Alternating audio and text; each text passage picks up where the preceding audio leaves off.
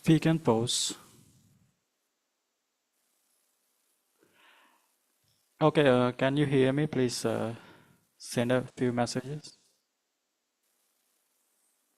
on the chat box.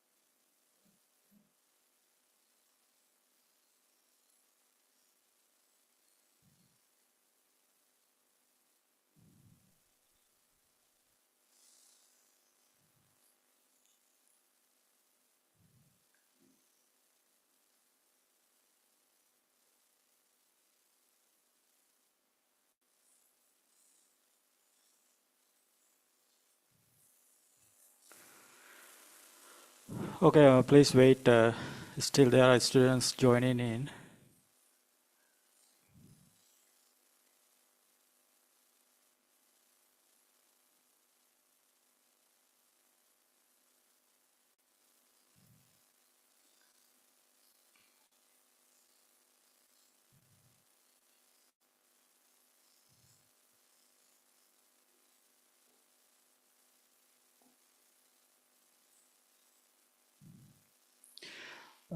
You can use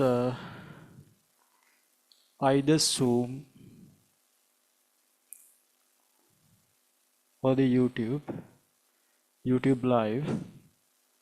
If you have any issue, please send messages, right?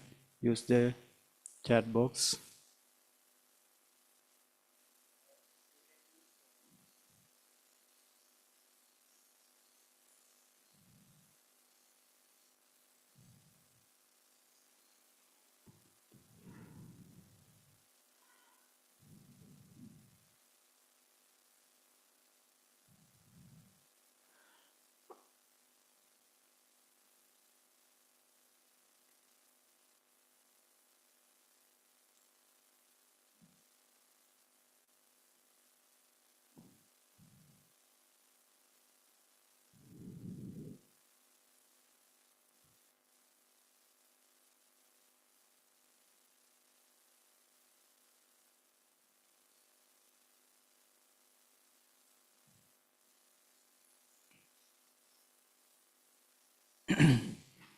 Okay, please wait a little, right?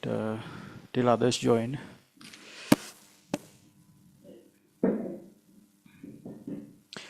Okay, I think everyone can hear.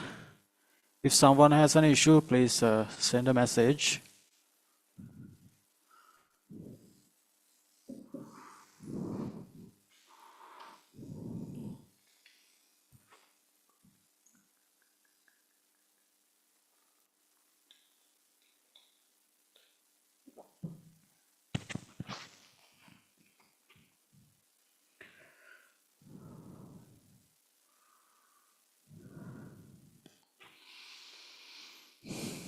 Right, I think everyone has joined now.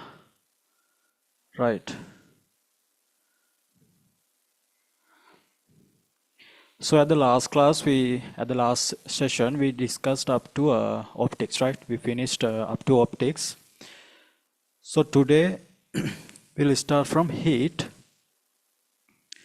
I'm hoping to cover the whole thing, but if we don't have, if we run out of time, we'll need a extra like 2 or 3 hours on another day, right? So from now I'm trying to cover the whole thing, the remaining syllabus, starting from heat. Okay, right. I need you to stay 100% focused here. So this is going to be a quick revision. Then so as I'm writing or as I'm giving you things, you have to take your notes. Okay, don't just observe, you have to take your notes, you have to prepare your short note. which will be valuable in your exam, right? Very closer to the exam, there's like 7 more days, right? 7 or 6 days. Right. First, starting from heat. Write the topic. Heat.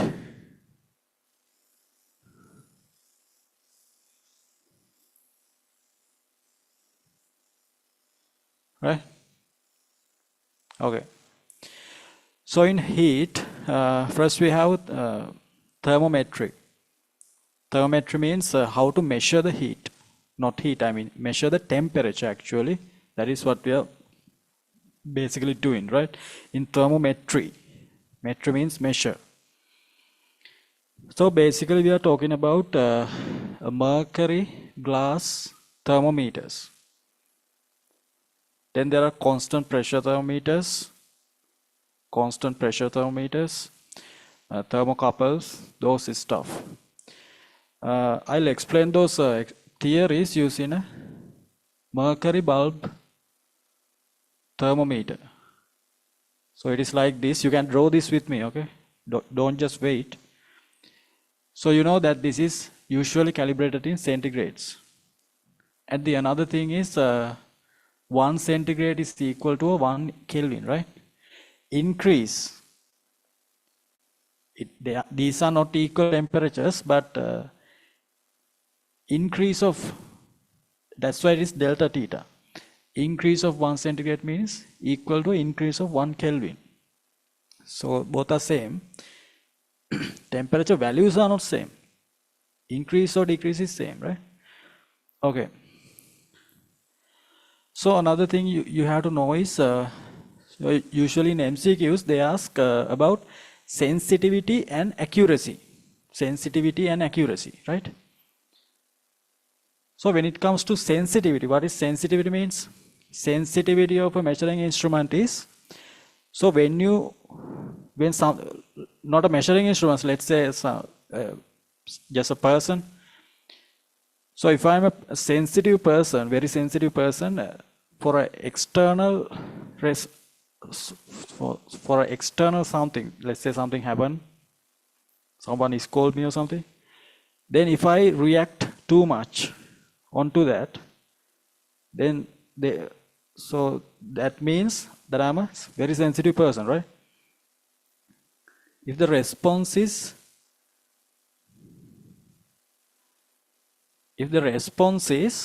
large for an external effect,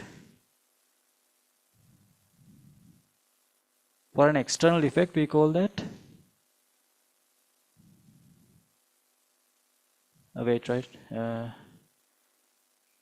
we call that sensitive, more sensitive. So the thing is, we have thermometric properties. So here you have a mercury column. Inside this mercury column, length of the mercury column shows us how much is the temperature. So that is the property that changes with temperature. So those are called thermometric properties, right?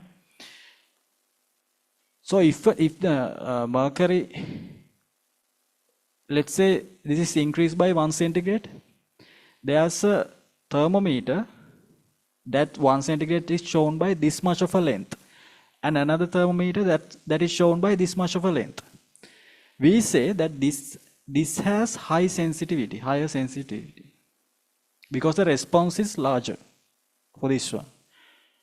So we can make it larger by increasing the radius of this bulb. If you increase the radius of this bulb, sensitivity increases, right? If you increase because this is the initial volume of the mercury. Initially at 0 centigrade, mercury is contained in this bulb. If the bulb is larger, you remember this equation, delta V equals V naught alpha gamma delta theta. If the initial volume is larger, increase of volume also is larger. So having a larger bulb increases the sensitivity, meaning if the radius of this bulb is larger, sensitivity increases. Another term is accuracy. Accuracy means how accurate it is, like to a certain reading, how accurate it is. This is how you explain that. Let's say you are given, let's say this is 50 centigrade water. So if you immerse this in this 50 centigrade water, this absorb heat. In order to show this temperature reading, this absorbs heat. Then this comes to a thermal equilibrium. Let's say as a result of that, temperature of the system decreases to 49 degrees. For an example, right? 49 degrees. But the actual reading is 50 centigrade. It is not 49 centigrades. So what happens here is, larger the bulb, more heat it requires. When the thermometer absorbs too much heat from the system, we get an erroneous reading, right? So what happens if you increase, in order to increase the sensitivity, you cannot keep increasing the radius. If that happens, accuracy decreases. Understood? Right? Accuracy decreases, sensitivity increases, but accuracy decreases, right? Okay. Then let's say this is the stem of the thermometer. If you increase the radius of the stem, what happens is sensitivity decreases, right? This is the stem. So cross section times volume, cross section times length equals to the volume. Let's say delta V. So if delta V increases, you need to decrease the cross section so it shows a higher length for a particular reading. You need to decrease the cross section, right, of the stem. So if it decreases, here I have taken cross section increases, right? When radius increases, cross section increases. Then to show a particular reading, when temperature is increased, this length increases. But if the cross section is larger, that length increase is small. Increase is small means less sensitivity. That's why sensitivity has decreased there. Another thing is when these calibrated marks are very close, we are not very sure to take the reading, right? Like when these are very close. So in this case, accuracy also decreases. If this radius increases, both sensitivity and accuracy decreases. So that's why you use a capillary tube inside this stem. You can make it as small you can make it as small as possible, right? Because both decreases. So you have to make it small as possible to increase both. You need more accuracy and more sensitivity. But when you are increasing the radius of the bulb, in order to increase sensitivity, accuracy decreases. So you have to balance those two out. You can take this out, and if you have an issue, let me know. So in MCQs, most of the time they ask this accuracy and sensitivity thing, right? You have to understand that. Right. Another thing is, so when you are preparing a thermometer or a thermometer scale, always there's a fixed value, right? This is theta h, height theta h, and theta L. So if we use so this is we call thermometric property. Property means at this temperature, this has this much of a property. These thermometric properties can be like length of the mercury column, or the air pressure, or the EMV value, because those changes with temperature So at lowest temperature, it has this much. At this temperature, let's say the thermometric properties are XH. So these are called fixed points, right? Fixed points. In order to create the scale, you need fixed points. Okay. Then let's say you put the thermometer somewhere. So you have these two fixed points. For an example, this is 0 centigrade. That is melting point of water. 0 centigrade, 100 centigrade boiling point of water. So under atmospheric temperature, atmospheric pressure, this is 0 centigrade, this is 100 centigrade. Let's say the length of the mercury column is XL. Length of the mercury column here is XH, right? Then you put the thermometer in somewhere else. Let's say at like 40 centigrade or something. The temperature gives us the length at the 40 centigrade. But we don't know the temperature, right? So using this thermometric property, you can get a value for this unknown temperature. Goal is to find this theta, depending on the length of the mercury column, right? For the centigrade scale, you take these two values, these two values, and you divide into 100 equal parts. Then we call it a 1 centigrade. One part is called a 1 centigrade. So in magnitude, one of these part is equal to 1 Kelvin as well. So then using this one, this is called interpolating, right? Interpolating. Just divide this length by this length by this length. So that is theta minus theta L, this length, divided by theta H. You can take the notes right with me. Theta H minus theta L. So this is similar. So you can get x minus xl divided by xh minus xh minus xl. Okay. The goal is to find this unknown temperature. Other ones we know, right? Theta H we know, theta L we know. X we can measure. These ones we know. These are properties. Could be pressure, could be electromotive voltages, or could be length of a mercury column. Right. Then we have to subject theta. So x minus xl divided by xh minus xl times cross multiply theta h minus theta L. This becomes theta minus theta L, right? Put theta L to the other side. Theta L, right? So we are going to use this equation to get temperature scales. Let's say we need to get centigrade scale. Okay, theta in centigrades. So x is the thermometric property at the unknown temperature. Let's say it is x, and this is the at the low point. Low point means 0 centigrade.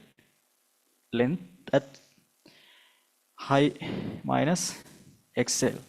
So these are thermometric properties times theta h. High temperature is 100, low temperature is 0, right? We call that 0 centigrade, and here also 0. So when you have to deal with centigrades, you need to use this equation. If you don't remember this equation, in order to find an unknown temperature, just draw this one, right? Temperature in one line, thermometric properties in another line. Then you can interpolate them. Interpolate them in order to find this theta, right? So this is for centigrade scale. This is for centigrade scale. Then let's find this for Kelvin scale. Kelvin. So when it comes to Kelvin, there's something special about Kelvin, right? Kelvin scale.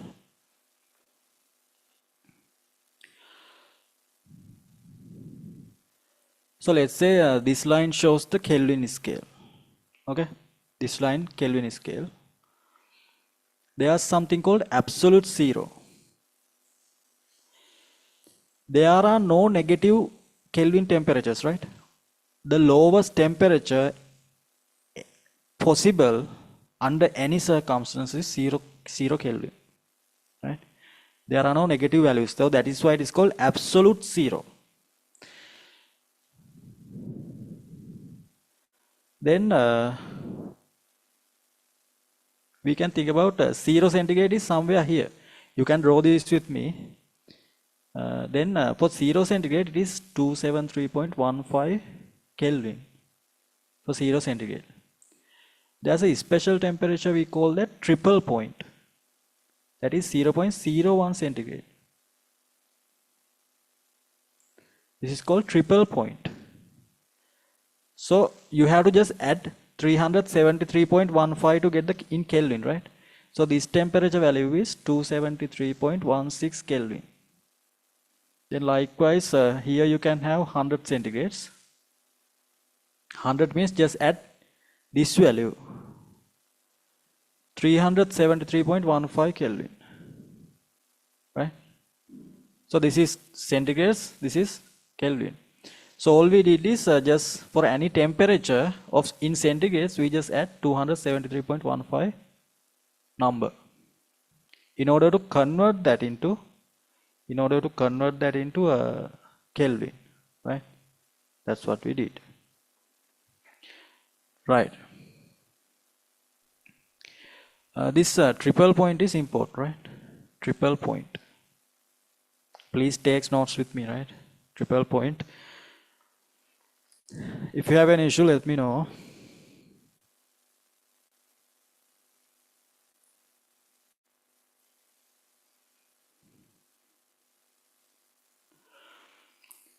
Okay, now look here. Using this equation, I am going to derive equation for Kelvin. Equation for Kelvin, right? So I'll call this theta because we use capital T to show the indicate Kelvin temperatures.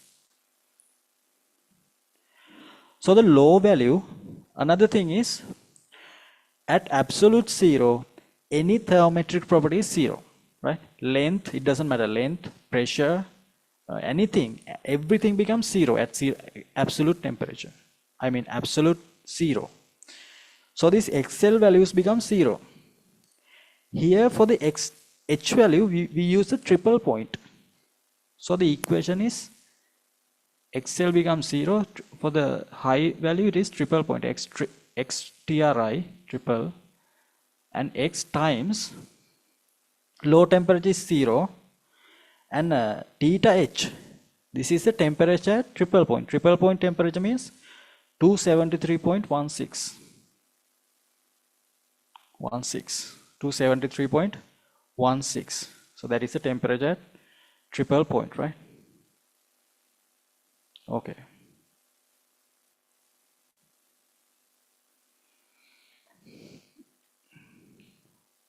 I think everyone has got that, this chart and this thumbs up if you have done that.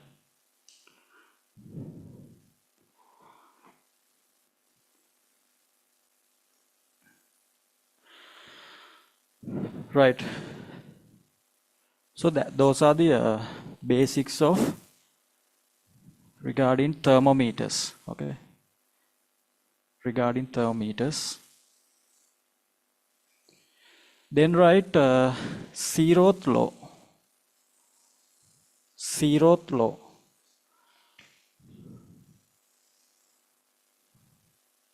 Zeroth law. So what is that?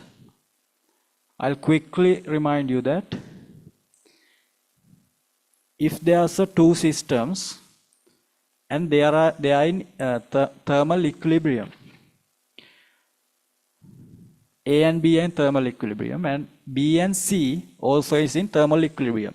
They say if these are in thermal equilibrium separately, then we can automatically say that A and C also in thermal equilibrium, right? So thermal equilibrium means what? When two objects are in thermal contact. Contact means there should be a way to heat transfer between them. If there's no longer heat transfers between two, then we say that it is in thermal equilibrium, right? Understood? There's no net heat transfer between, because the temperature reaches a constant value. I mean equilibrium temperature, right? So the meaning of that is if TA equals TB and TC equals TB, right? So TB, then we can say TA equals TC. If these temperatures are same, A equals B and B equals C, then we can say A equals C, right? So in order for the temperature be a constant, not a constant, I mean for the temperatures to be same for two objects, then there should not be any heat transfer between the two objects, right? So let's say, for example, this has 60 centigrades and this has 30 centigrades. When you have a thermal contact, it could be conduction, convection, or radiation, right? Thermal contact. Heat always transfers from a higher temperature to a lower temperature. Then the system reaches the temperature, let's say 50 centigrades. So once they reach this temperature, equilibrium temperature, then the heat transfer stops. So this is what we call thermal equilibrium. So this is losing heat and this is gaining heat, right? The direction of heat flow is always determined by the temperature. Always flows from higher temperature to a lower temperature. And after that, it gains the thermal equilibrium, right? Right, take those down.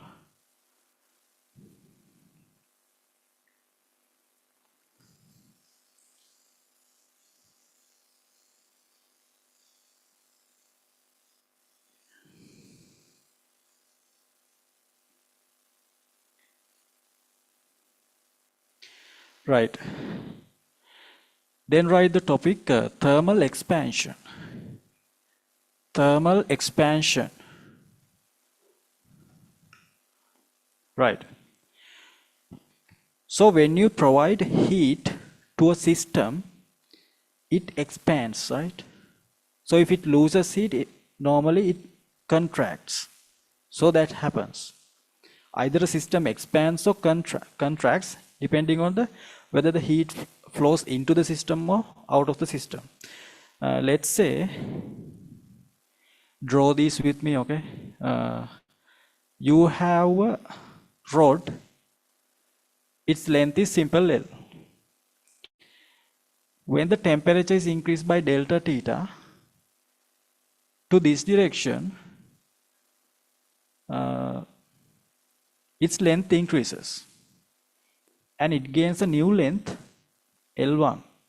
This is the initial length, this is new length, and it has expanded by delta L due to the increase of temperature.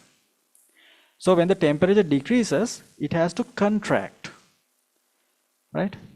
So here what we call this is, we consider this expansion along a line. So we call this linear expansion, right? Linear expansion. I'm not going to write names, right? It is called linear expansion. Then this L1 is equal to what? L1 plus alpha theta. This alpha is called linear expansivity. Linear expansivity. This is delta theta, right?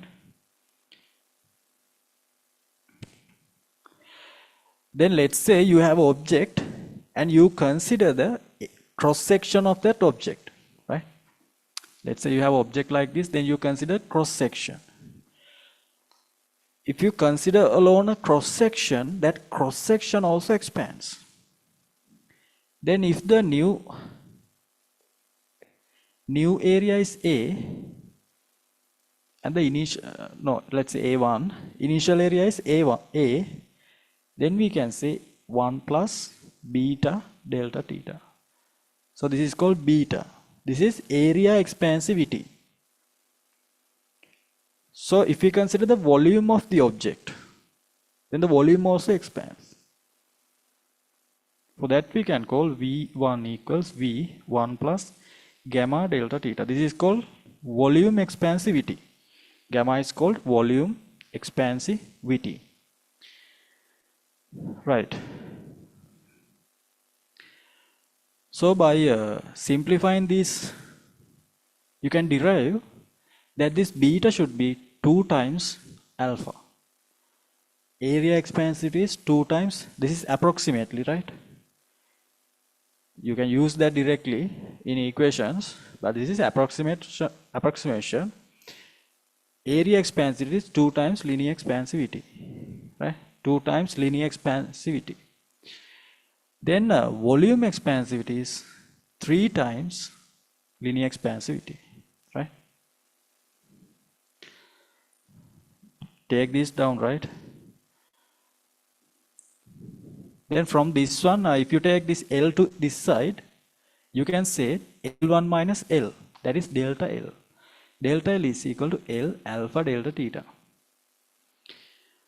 Usually sometimes they ask questions in terms of percentages or fractions, right? Then you can take this term here, delta L divided by L equals alpha delta theta. So this is what we call fractional increase, fractional expansion or fractional contraction is equal to alpha delta theta. If there's a percentage increase, you just have to multiply this by 100%, right? You have to multiply that by 100%. So if you have an issue, let me know.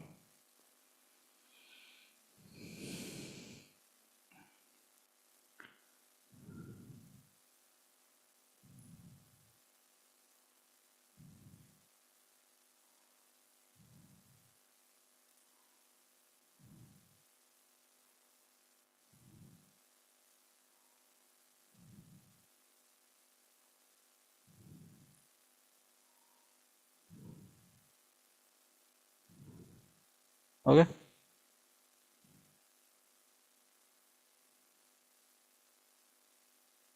Everyone okay?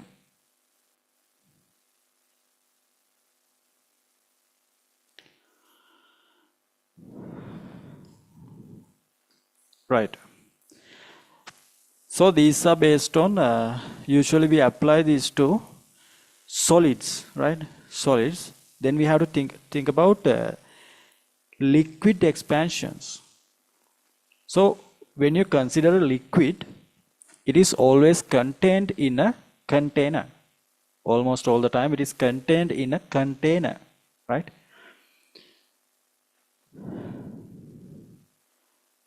So let's say this is the container and you have a liquid.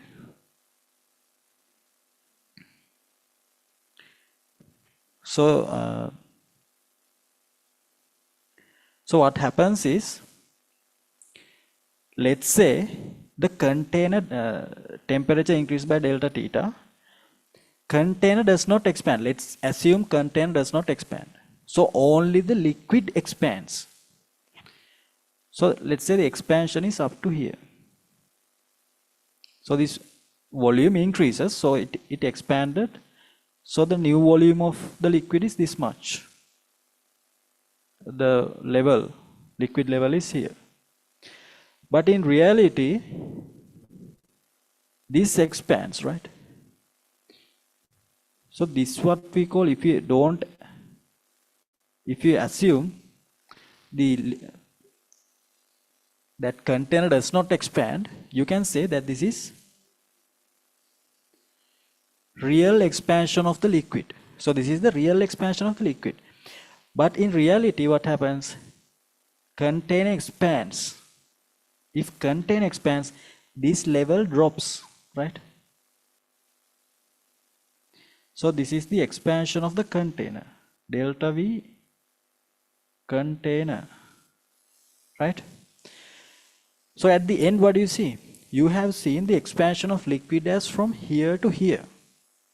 That is what you see. But the real expansion is from here to here, right? Because this is the what you see, you call this apparent expansion. You call that apparent expansion, right? So you can see the real expansion is equal to apparent expansion. Expansion was plus expansion of the container. So using that, we can derive this equation, that is gamma real expansivity of, if you think about expansivity, this one, so that is equal to gamma apparent plus, gamma apparent means this one, plus delta V container. So for the container expansion, we can name it as 3 alpha. If the linear expansivity of container material is alpha, you can say 3 alpha. Gamma real equals gamma apparent plus 3 alpha. Right? If you have any problem, let me know in the chat.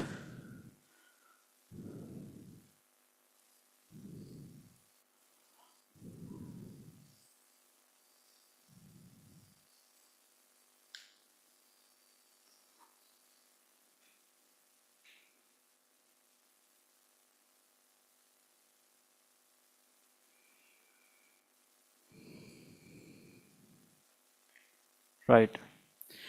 Then another important thing is what we call anomalous expansion.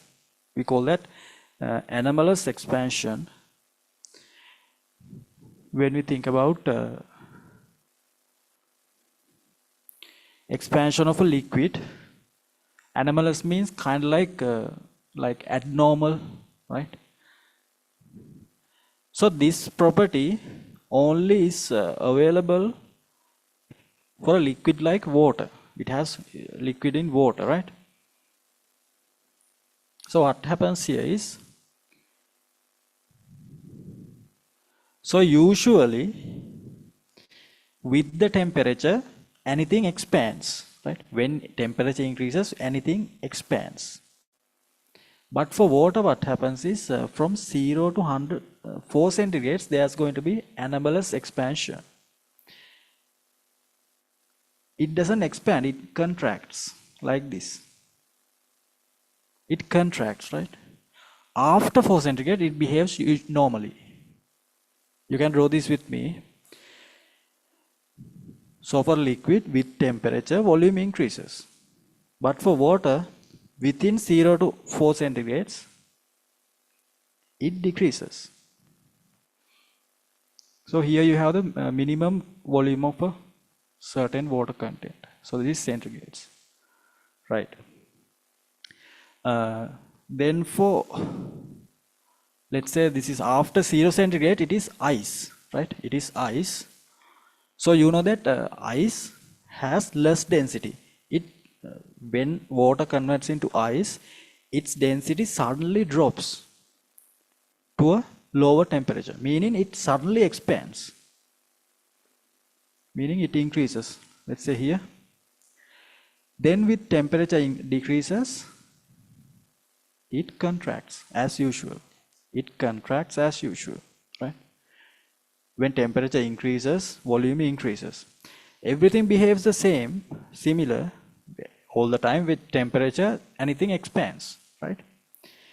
But within 0 to 4 centigrades, volume decreases. So that is what we call anomalous expansion. Then if we think about that in terms of density, if you think about that in terms of density, you know that density is mass divided by volume. So here volume decreased. So the density has to increase, right? So within this region, density increases. At the other regions, it behaves not usual. So for the ice, sudden drop of density. So when temperature decreases, volume decreases, density increases. So this is for ice, this is for water. So that's what we call anomalous expansion. And if you have any issue, let me know, right? That is what we call anomalous expansion. That is available only for a liquid water, right? So that is regarding liquid expansion. Then the another thing is we have to think about how the gases behave with temperature, right? So that is studied under gas laws. Write down gas laws. Quickly take notes, okay? Write down gas laws.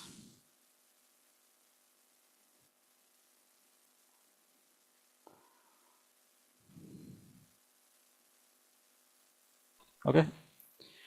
So when you are thinking about gas laws, first we have Boyle's law, PV equals K. Then we have Charles' law, right? So P, for a constant temperature, we can write Boyle's law. For a constant pressure of a sample, air sample, we can write Charles' law. Then another one, pressure law. This is for a constant volume, right? So once we combine these things, we can say PV divided by T also should be a constant. This is what we call combined gas law. Combined gas law. So this quantity should be also be a constant for a given gas sample, right? Then depending on it is found that this value is equal to number of moles times ideal gas constant. So from that you get ideal gas equation. PV equals nRT, right? So this equation sums up all these gas laws, right?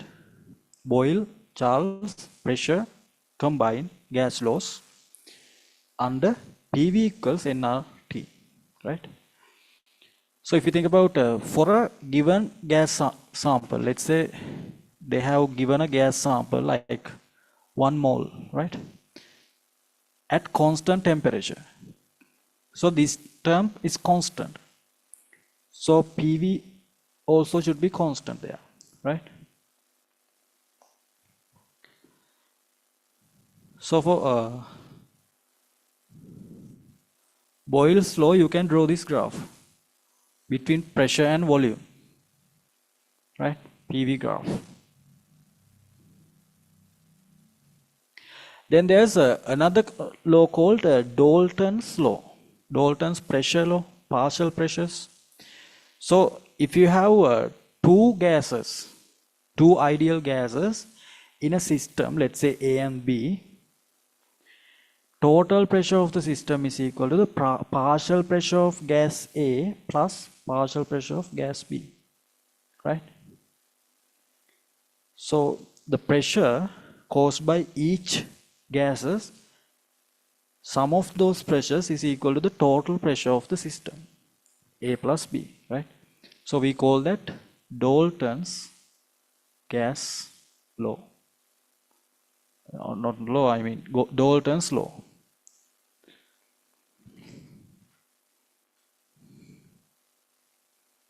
No, we have second law, right? Zeroth law. No, these are gas laws. When it comes to heat, we already talked about zeroth law. Then I'll talk about first law. Then there's going to be a second law. We don't have a third law. Second law, even second law is not in the syllabus, right? That is about entropy. These are gas laws. This isn't the gas expansion. These are not main laws. Okay. We only talked about zeroth law. We haven't still talked about first law. Okay.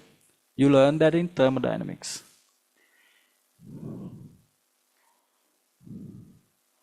It is called pressure law, right? Pressure law. Pressure.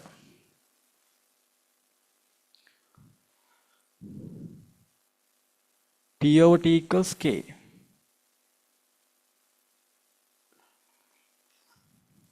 So by combining all these, you can make this combined gas law.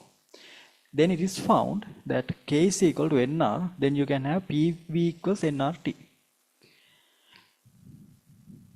So for any gas, you can apply this one, PV equals nRT, right? Right. Then if you have mixture of gases, like which contains, let's say, nitrogen, oxygen, you can get the partial pressure of each gas, and the sum of all those pressures is equal to the total pressure there. Right.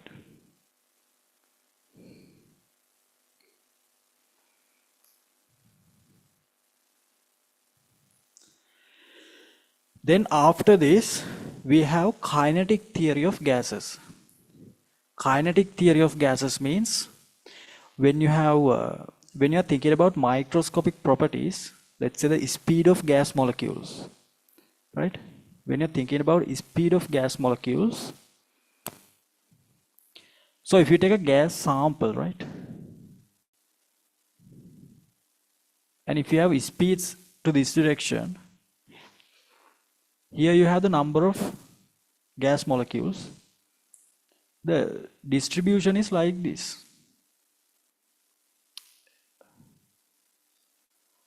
Right? Distribution is like this. So the gas molecules with this, these are average velocities of gas molecules, right? Gas particles. So that average velocities, it has the highest number of gas molecules. Usually, that's why we have these mean velocities. These are called, we define these mean velocities. So let's say this is, we call that root mean square, RMS. So you have to first square it, square the gas velocity. Because there cannot be a negative velocity, so we make it square. Then you take the mean of that, average of that. Meaning, let's say it has these velocities. Gas molecules has C1, C2 up to Cn, different velocities. You have to square each value and divide by the number of gas molecules. Then you get the root. So this is what we call root mean square velocity. So here you have that root mean square velocity, right? So that is how you define that. So when you think about kinetic theory of gases, you have to think about the speeds of gas molecules. But it is very complicated to think about speed of each individual molecule, right? So we define an average value like this. In order to prove the equations, we derive an average value of gas molecules. Then we come up with this equation.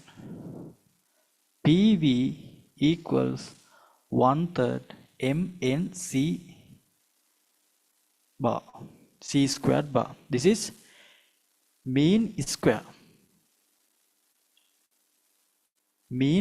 velocity, right? So if you take the square of this is what you get, mnc square bar PV, right? Then from this equation you can derive all the other necessary equations.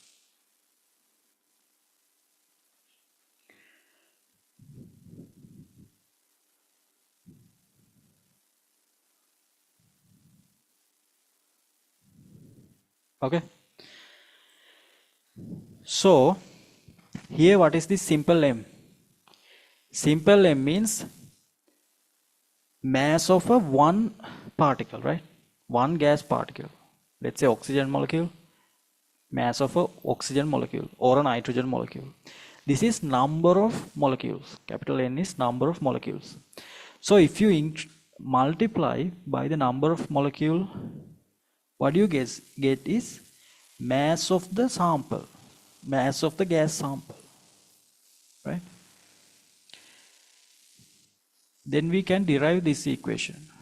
P equals 1/3. This is mn divided by V, volume. V means volume of the container. If you divide that, mass of the whole, mass of the gas sample divided by volume. Mass divided by volume is what? Density. Density of the gas sample. So you can have this equation. Pressure is equal to 1/3 density of the gas sample C squared bar. Right?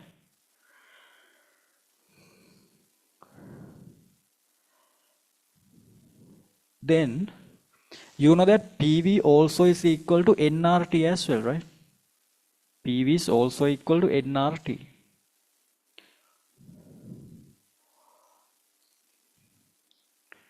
You can write it there. I'll use these two parts. So 1/3 MnC squared equals nRT.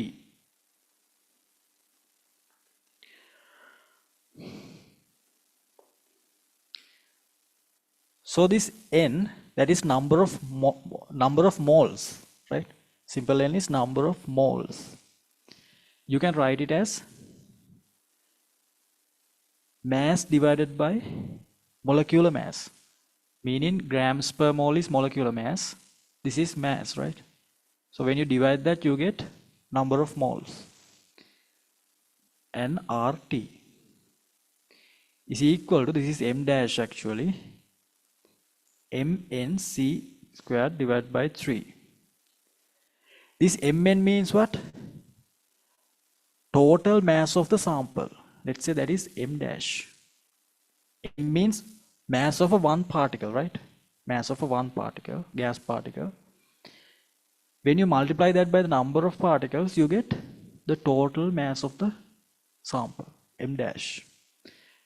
Okay, then you can divide these two and get rid of that. Then what do you get? C squared bar equals 3RT divided by capital M. So this equation also is important when it comes to when you have to find root mean square velocity. This is important, right? 3RT divided by capital M. Take it down.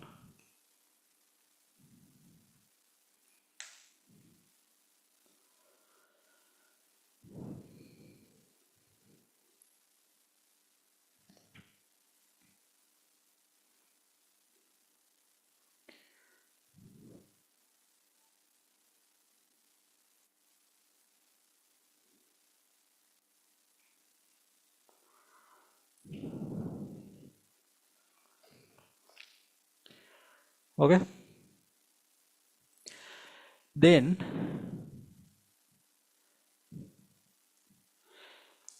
we are going to derive an equation to find the average velocity of a average kinetic energy of a air molecule, one molecule, right? So kinetic energy is half m means mass of a one molecule multiplied by mean square value. Instead of v squared, I can use c squared root, right? So that is the average value of v squared. So using this one, so just remember this is average, right? Average kinetic energy of a particle. Average kinetic energy of a particle, that is E. Right. Using this and this equation, PV equals 1/3 MnC equals nRT. I'm going to use that here, right?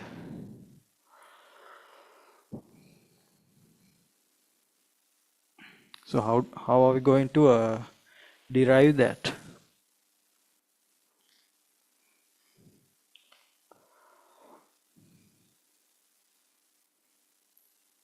So here mnc squared bar equals, this is number of moles, right? Simple N means number of moles. You can write it like this: number of molecules divided by Avogadro number.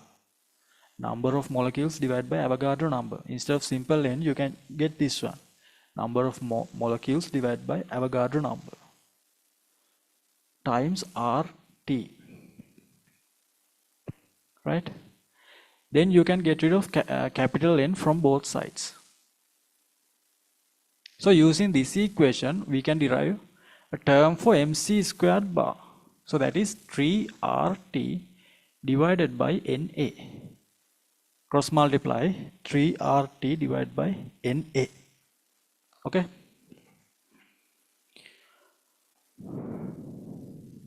So mc squared bar, you can substitute it here as 3RT divided by Na. So you have 3 divided by 2 RT divided by Na. So this is the average kinetic energy of a air molecule. We have a special name for this one: ideal gas constant divided by Avogadro number. What is that called? Ideal gas constant divided by Avogadro constant? Yeah, it is called Boltzmann constant, right? Simple K. This equation is very important, right? 3 seconds kT is equal to average kinetic energy of a gas molecule.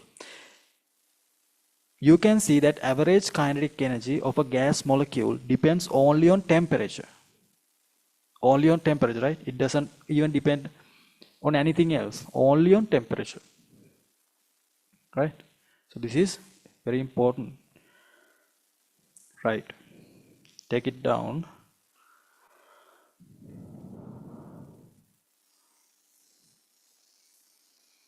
So that is about the expansion of gases, right?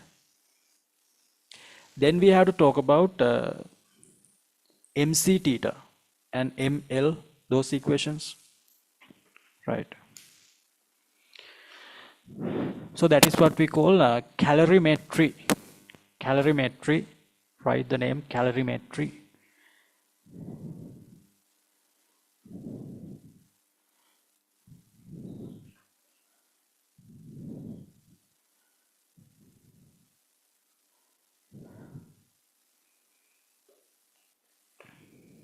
Okay. So when heat is provided to a system, we talked about it causes expansion. The system could expand as a result of increase of temperature. Temperature, it expands. Another thing is there can be a change of state. Change of state means ice becomes water, water becomes vapor, like that. That is what we call change of state, right? So heat is a way that energy is transferred between two systems. So when a system gains energy, it's usually its temperature increases, or its state can change, or the system could expand, those stuff, right? Right. So under calorimetry, we consider these two: increase of temperature and system change, not state change. State change means this is what we call capital L, latent heat, right? Latent heat. So whenever a state change happens, it remains at a constant temperature. So we call that latent heat. I'll explain that further, right? Okay, just draw this with me. Let's say you have a system at T1 temperature and another system T2 temperature. T1 is higher than T2. So what happens is heat transfers from T1 to T2 when they are in thermal contact. Heat transfers from this to this, high temperature to a low temperature. Then what happens? So I'll show that in a graph, right? Let's say this is time. Start from T1 and here T2. T1 drops, T2 increases. This gains heat, so its temperature increases. This loses heat, its temperature decreases and comes to a certain temperature, let's say theta. So once the system reaches this certain temperature, then we call system reached its equilibrium. Now both systems are at theta and there is no temperature heat transfer, right? So theta 1 decreases, theta 2 increases and comes to a common temperature. That is the temperature at the equilibrium state. Then after that, that temperature remains in the system, right? Okay.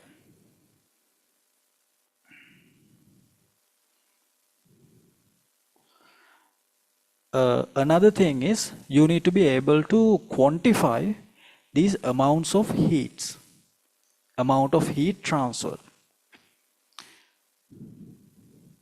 So that Q equals mc theta, right? Q equals mc theta. This is one of the equation. This is what we call specific heat capacity. Simple C is specific heat capacity. This is actually delta theta, increase of temperature and mass. Specific, whenever they say specific, it should be per kilogram, right? Per kilogram, per centigrade, joule. So the unit is per centigrade or Kelvin. I'll put Kelvin. Per Kelvin per kilogram. Heat means joule. Joules per kilogram per Kelvin. That is the unit here. So when you multiply this, you get the heat. So using this equation, what you can find is whenever there is a temperature change, you have to use this equation. Then another equation, Q equals mL. L means specific latent heat. So latent heat means, latent means like hidden, right? So we know whenever a heat is provided to a system, its temperature increases. If the temperature does not increase, there's a hidden process going on there, right? So that is what we call, this is latent heat. So there's no change of temperature. So this is a specific latent heat. So per kilogram joule. So we call that joules per kilogram, right? So in this part, in this lesson, you either use Q equals mc theta or Q equals mL, right? Right.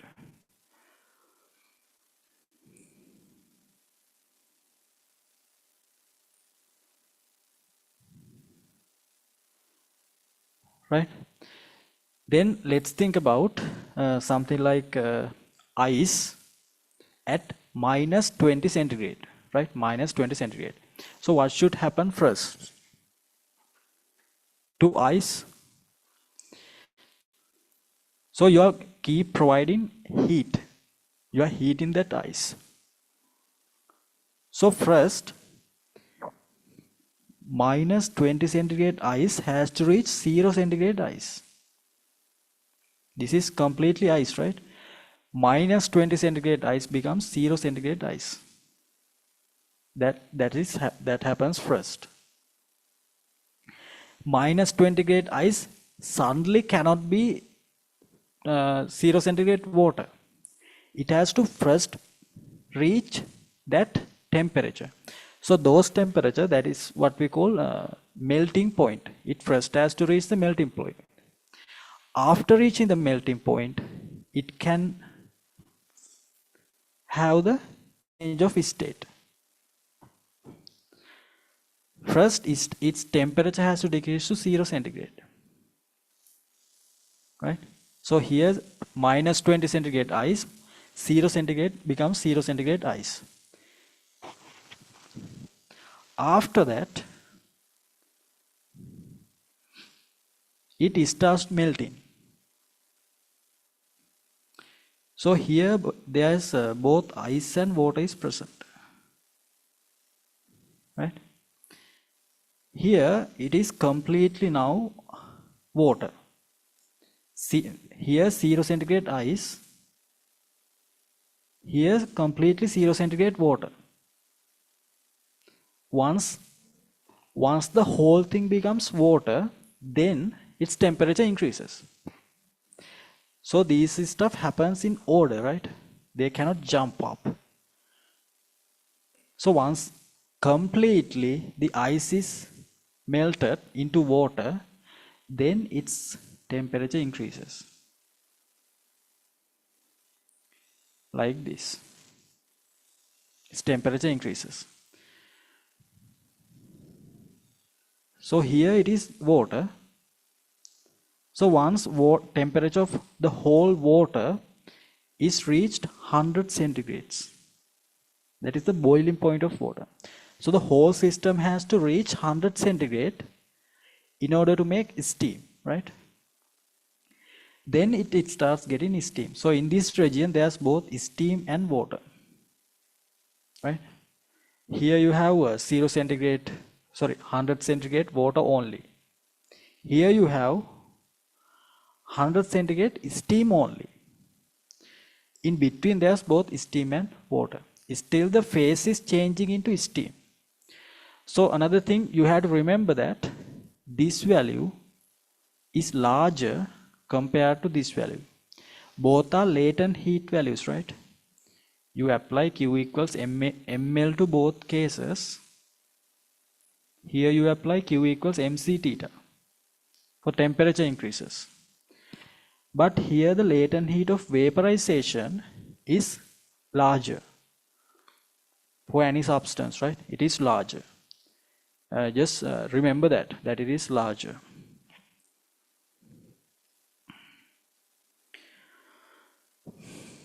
Another thing is here the gradient also is small, right? Compared to this gradient. Because water has one of the largest specific heat capacity. So that is 4200. So that is a very large specific heat capacity value for water. Meaning this gradient should be small. Right? Okay. Take it down. And if you have any issue, let me know.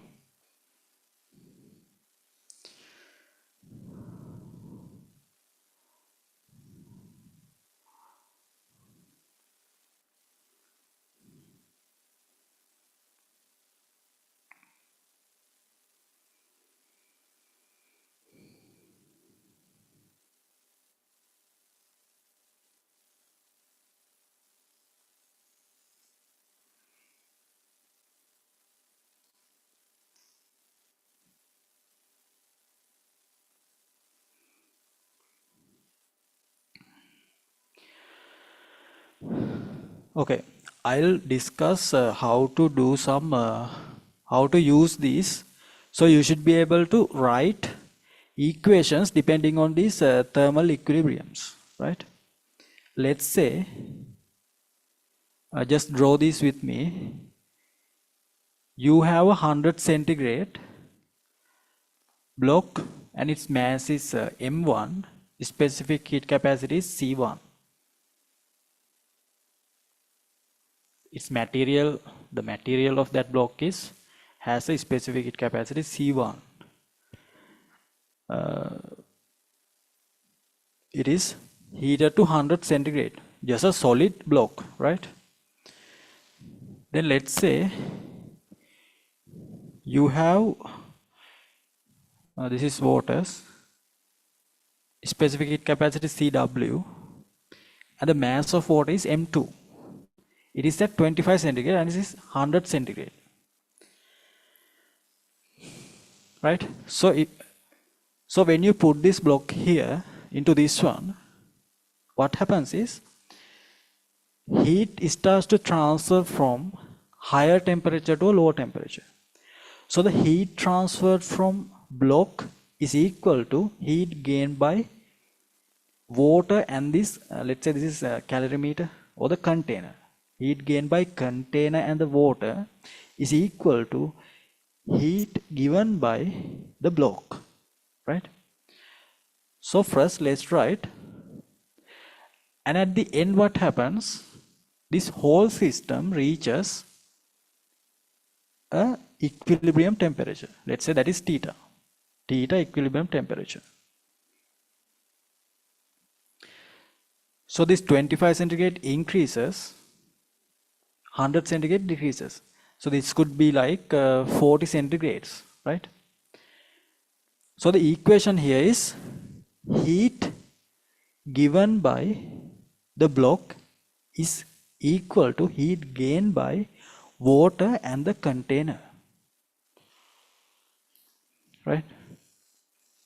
Heat given by block equals heat gained by water plus container. So you should be able to write this stuff. So that is a energy conservation, right? Energy conservation. Right. So how do you write heat gained by block? Given by block, right? So its temperature decreases from 100 to theta centigrade. So the use MC theta. So the mass is M1, specific C1. Temperature decreases from 100 to theta. So it should be 100 minus theta. So when you are writing these equations, remember that this term should be a plus, right? Positive term. Always higher value minus lower value. Higher minus lower. Equals heat gained by water. So water mass is M2 CW, then it's increased from 25 to theta. So the temperature difference is theta minus 25. Plus, for the container, let's say heat capacity is capital C, I'll say. So we know that MC is equal to heat capacity, right? This is specific heat capacity. When you multiply by here, it becomes joules per Kelvin. So C times increase of temperature.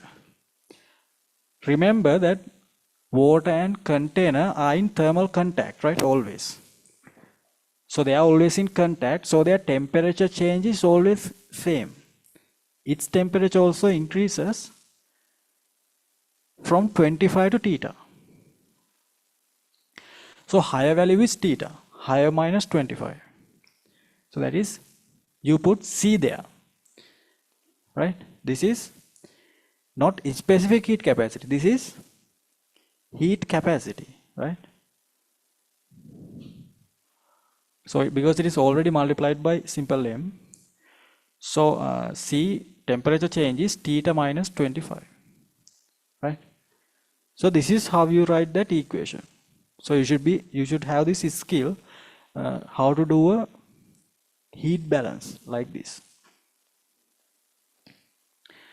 So that is for the example, first example. I'll do one more example. Let's say you have a ice cube and its temperature is negative 3 centigrades. It has a latent heat of fusion. Let's say that is Li. And its specific heat capacity is Ci. Specific heat capacity is Ci.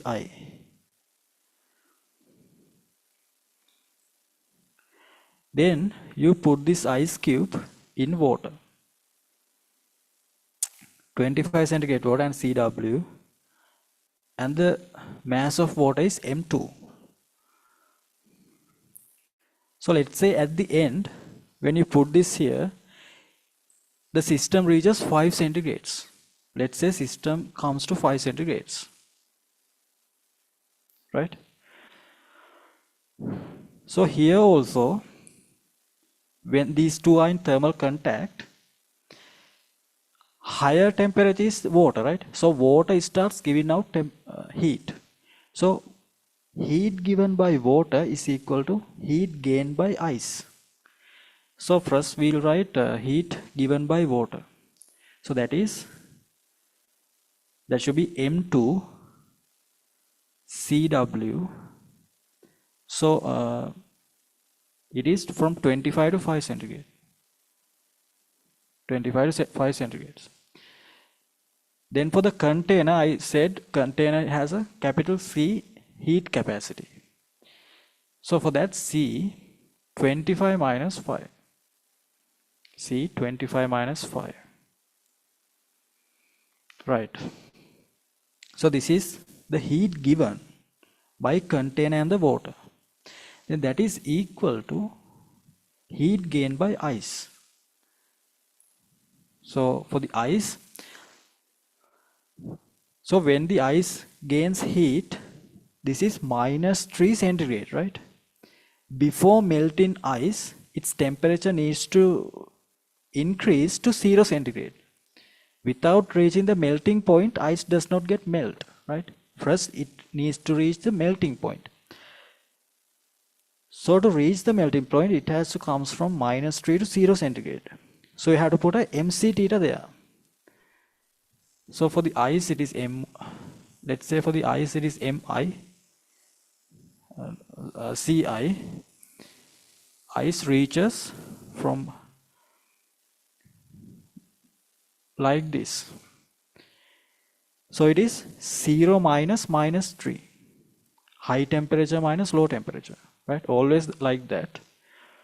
So now the ice reaches 0 centigrade, but it is still ice. Then ice has to melt. So to melt the ice, let's say Mi, and it gains L. So sometimes whole thing could melt, right? But in the example, they say the whole system reaches 5 centigrades. So obviously, if the whole system to reach 5 centigrades, ice has to completely melt, right? Now we have 0 centigrade ice. Then that 0 centigrade ice, now it is water, right? Because you apply the latent heat. Now you have 0 centigrade water. Now you have to increase the temperature of that water into 5 centigrades. So for that, water mass is M1. Now it is water, so specific heat capacity CW, 5 minus 0. From 0 to it increases to 5 centigrade. So this is how you write for this one, right? Okay.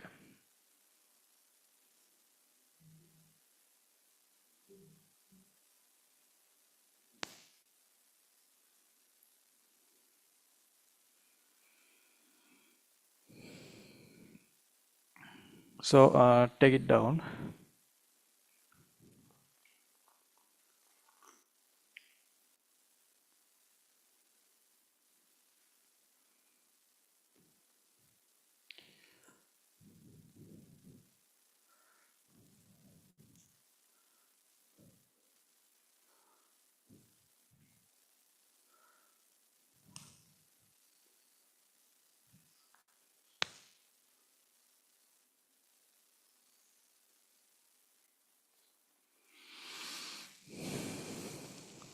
Right. Then we have to talk about Newton's cooling law, right? I'll just briefly explain that, Newton's cooling law. So you have an object like this, and the temperature, room temperature is theta R, and object has a temperature theta. That is the surface temperature of the object. So according to so let's say object is at a higher temperature, and this is room temperature, could be 25 centigrades. Object could have like 70 centigrades, like that.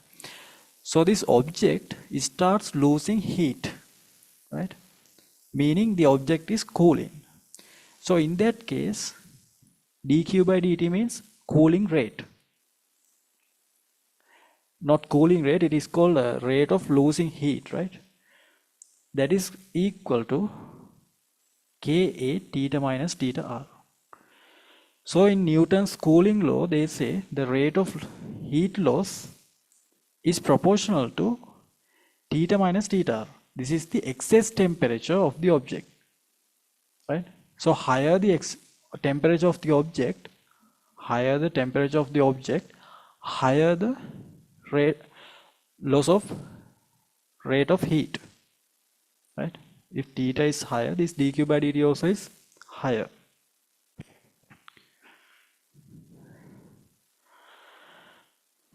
Then we talked about, then you know that there are two conditions to apply this equation. One is natural convection, right? Another one is forced convection. So in natural convection, you just place the object here, and by convection only, the heat, so the temperature of this air molecules increases, so its density decreases, so it goes up. So that is a natural process of convection. So this equation, you can apply that here if this theta minus theta r is less than 30 centigrade. This is for natural convection. Then you can apply this for any temperature range. If you have forced heat convection, any temperature. What is that? Forced convection. Forced convection means if you have a fan and you by force you remove the air particles which gains the heat, you remove that using a fan or something, right? By force. So those are the two conditions that you can apply this equation, right? Then you have this equation, Q equals delta theta. Then you can write, instead of delta, you can put simple d, right? We call that differentiating. So dq by d theta is equal to mc d theta by dt. Using q equals mc theta, you can use this one. dq by dt equals mc d theta by dt. This d theta by dt is what we call cooling rate. Cooling rate. Then you can plug these two equations to get this. Ka theta minus theta r equals, because both sides have dq by dt, so Ka equals theta minus theta r equals mc d theta by dt. mc d theta by dt. Then we can have this equation for d theta by dt. This is temperature, right? Theta. Ka divided by mc theta minus theta r. So this is cooling rate, meaning the rate that the temperature drops. So you can see when the temperature of the object decreases, rate of temperature drop also decreases. So it is like this. So these are called cooling curves. So with time, so if you have a cooling curve like this, it has a constant rate, but it is decreasing, right? Here the temperature, till it comes to the room temperature, temperature of the object decreases. If you draw a tangent here, that tangent gives us d theta by dt. You can see that tangent decreases. d theta by dt decreases with time. Then it comes to the room temperature. Once it comes to room temperature, then those are in thermal equilibrium, then there's no longer loss of heat, or the temperature does not drop after that, right? So those are the conditions, right? So if you have any problem, let me know and take that down.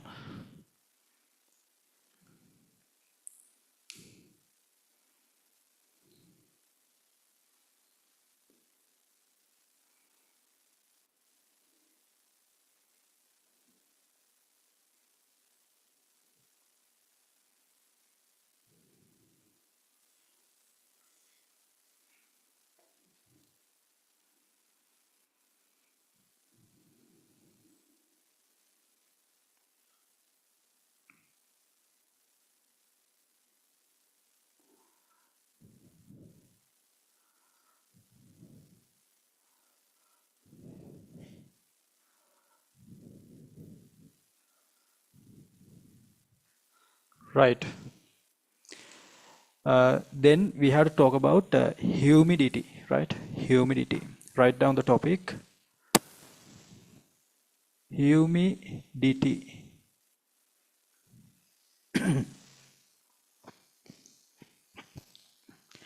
Right. So there are mainly, so humidity means we are talking about basically water vapor, right? It could be any other vapor as well, but mostly we are talking about water vapor in a air, in atmosphere, right? Uh, so these principles can be applied for any other vapors as well, but mostly this is for water vapor, right? We are talking about water vapor around us, right? Let's say there's a little bit of water here. There's a small deposit of water, and it is in a closed container, right? So there's a certain volume. The volume does not change. So when you increase the temperature, so let's say initially it is at 25 centigrade, then you increase the temperature. So number of water molecules in this space increases when you increase the theta. Then there's something called saturated vapor and unsaturated vapor. If this space has the maximum amount of water vapor, then we call this is saturated, right? So for an example, let's say the maximum amount, let's say at 25 centigrade, the wax, for an example, right? Maximum amount of water molecules, number of water molecules is 10. But it only has 4 water molecules. At 25 centigrades, this space can have 10, maximum number of 10 water molecules. But it only has 4, right? So in that case, we say this is unsaturated. It can have 6 more water molecules, right? So in this case, we can say 4 divided by 10. This is the maximum number that can have. And multiplied by 100%, this is what we call relative humidity, right? So it is, we say 40%. So it is 40% full. But it can have 6 more molecules, 6 more number of vapor molecules, right? So let's say you put 6 molecules somehow, then it is 10 divided by 10. So now it has reached 100%, right? So we say relative humidity is 100%. Let's say you put 2 more molecules. two more molecules, the maximum number this space can have is 10. It cannot have 12, right? In the air. So what happens is these two molecules gets deposited at the bottom, right? It deposits at the bottom. So we say that you cannot further add. You can add water molecules, but all those water molecules gets deposited, right? So that's what happens there. But the space always will have 10 in that case. So the relative humidity would be 100% after this point. If you further try to add water molecules, right? Right. Another thing is, so let's say you are increasing this temperature. So what happens is, so like from 25 to 35, you increase that. If at 25 you can have 10 number of molecules, 10 molecules. But at 35 centigrades, you can have, let's say 15 number of molecules, maximum number of molecules.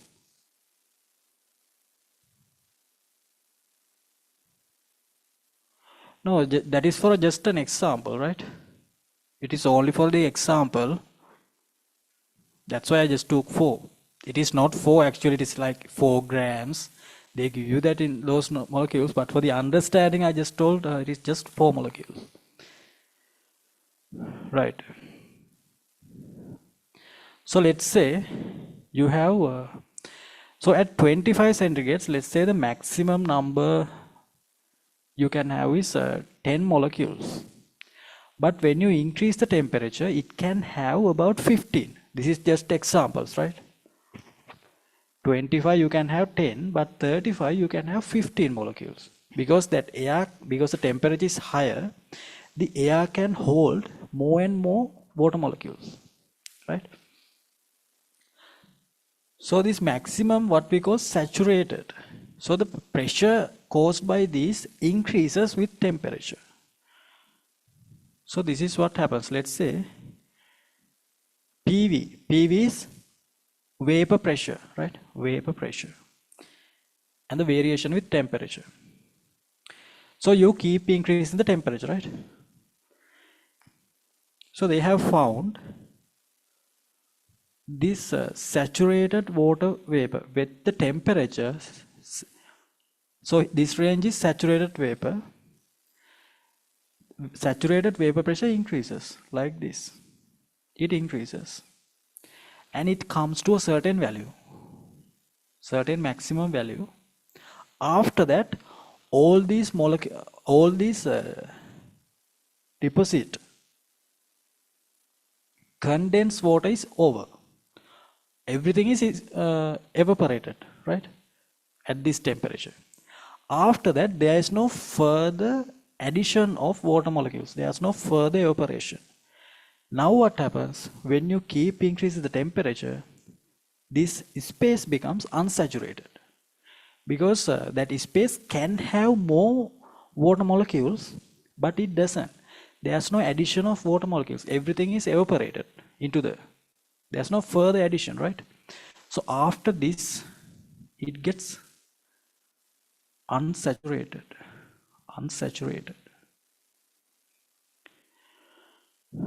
So it starts behaving like, so for unsaturated vapor, you can apply gas laws, right? For unsaturated vapor. That's why this gets linear. So you can apply pressure law, right? P and theta. This region is not linear. After that, you can apply pressure laws.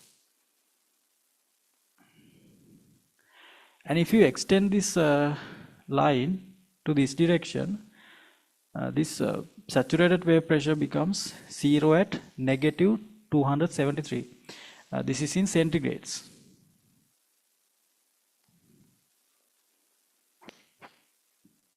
And this point is what we call just saturated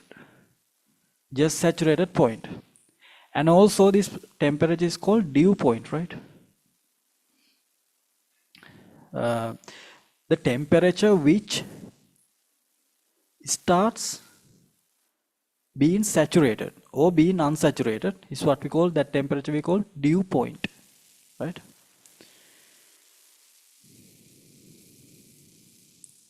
Then let's consider vapor pressure, variation of vapor pressure with volume. Just take this down, okay? So with volume. So here we are going to keep the temperature constant. We are keeping the temperature constant and we are changing the volume. Let's say you have this piston. You have this piston and there's water here, right? As long as there is a water deposit or condensed water, the space always has saturated vapor, right? The space always has maximum number of water molecules. So let's say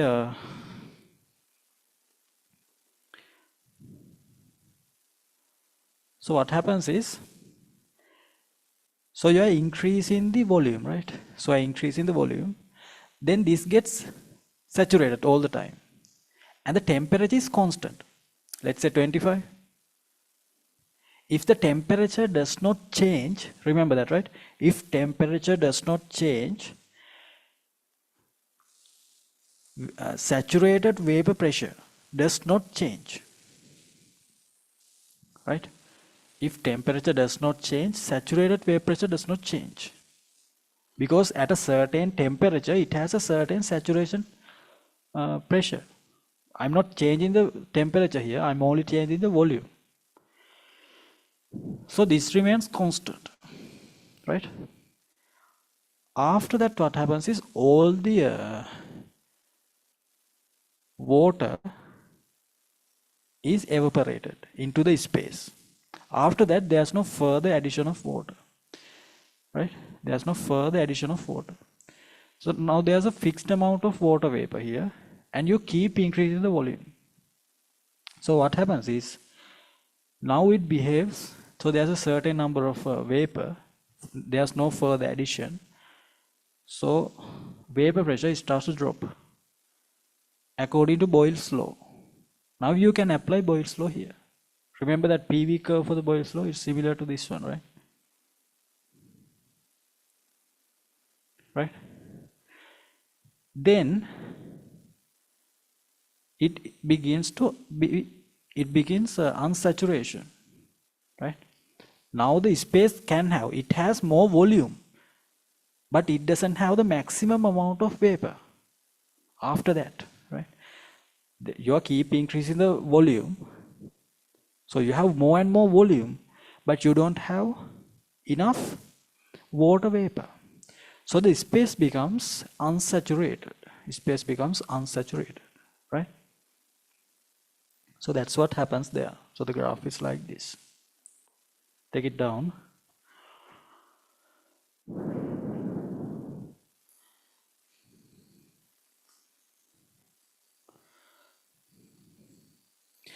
Then we have this term absolute humidity, right? Absolute humidity.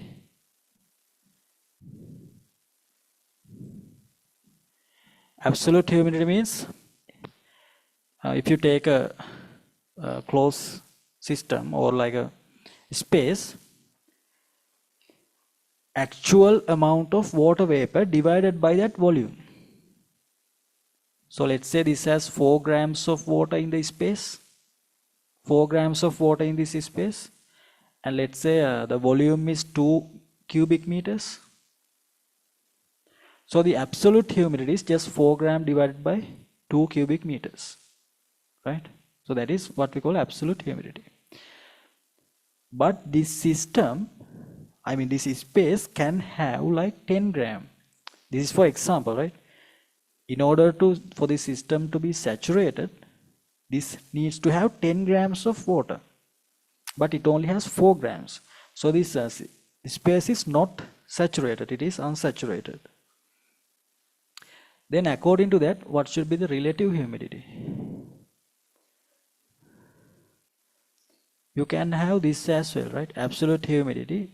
H naught means absolute humidity at saturation times 100%.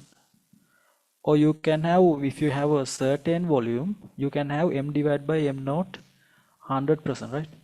So if you need to calculate relative humidity in this room, so the mass in the space is 4 gram, but it can have 10 gram in the space, 100%. So it is 40%. Relative humidity is 40%, right? Then these terms you can write them in terms of pressure as well. By applying PV equals nRT, you can derive this RH equals P divided by P means PS. This is saturated vapor pressure at a certain temperature, right? At the same temperature, available pressure, saturated vapor pressure. Let's say saturated vapor pressure is 1.5 atm. Let's say 5 Pascal. The available vapor pressure could be 1 Pascal, right? So according to that, all are vapor pressures, but this is saturated, this is just vapor pressure, this is saturated vapor pressure. Then multiply that by 100%. So you can find the relative humidity.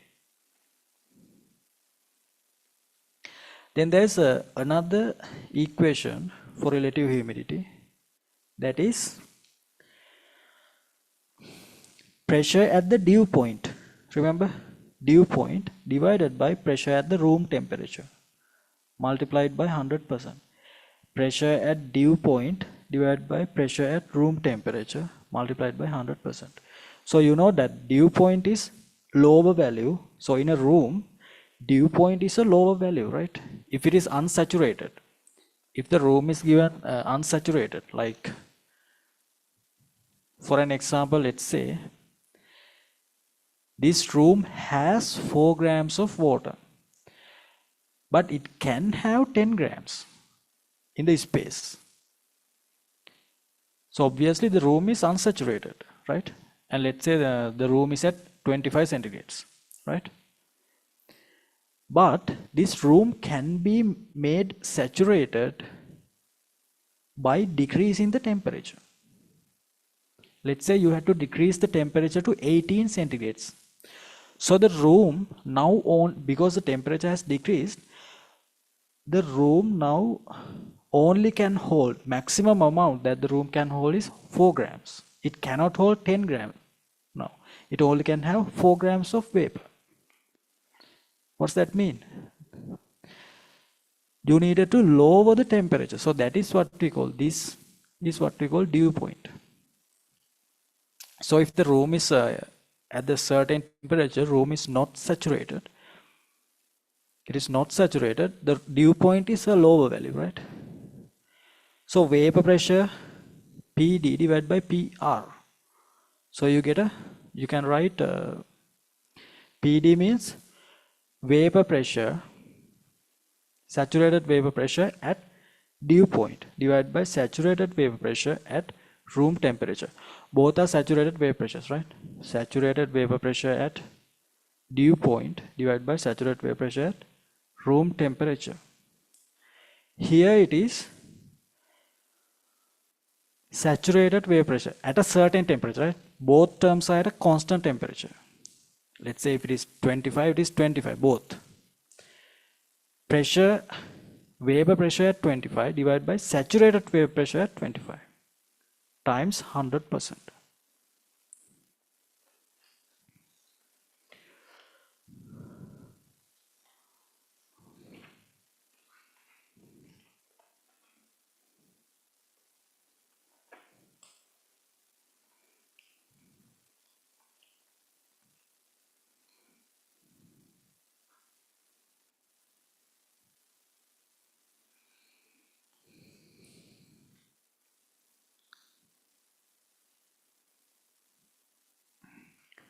Okay, then write down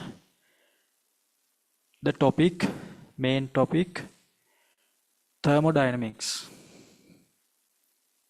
Thermodynamics.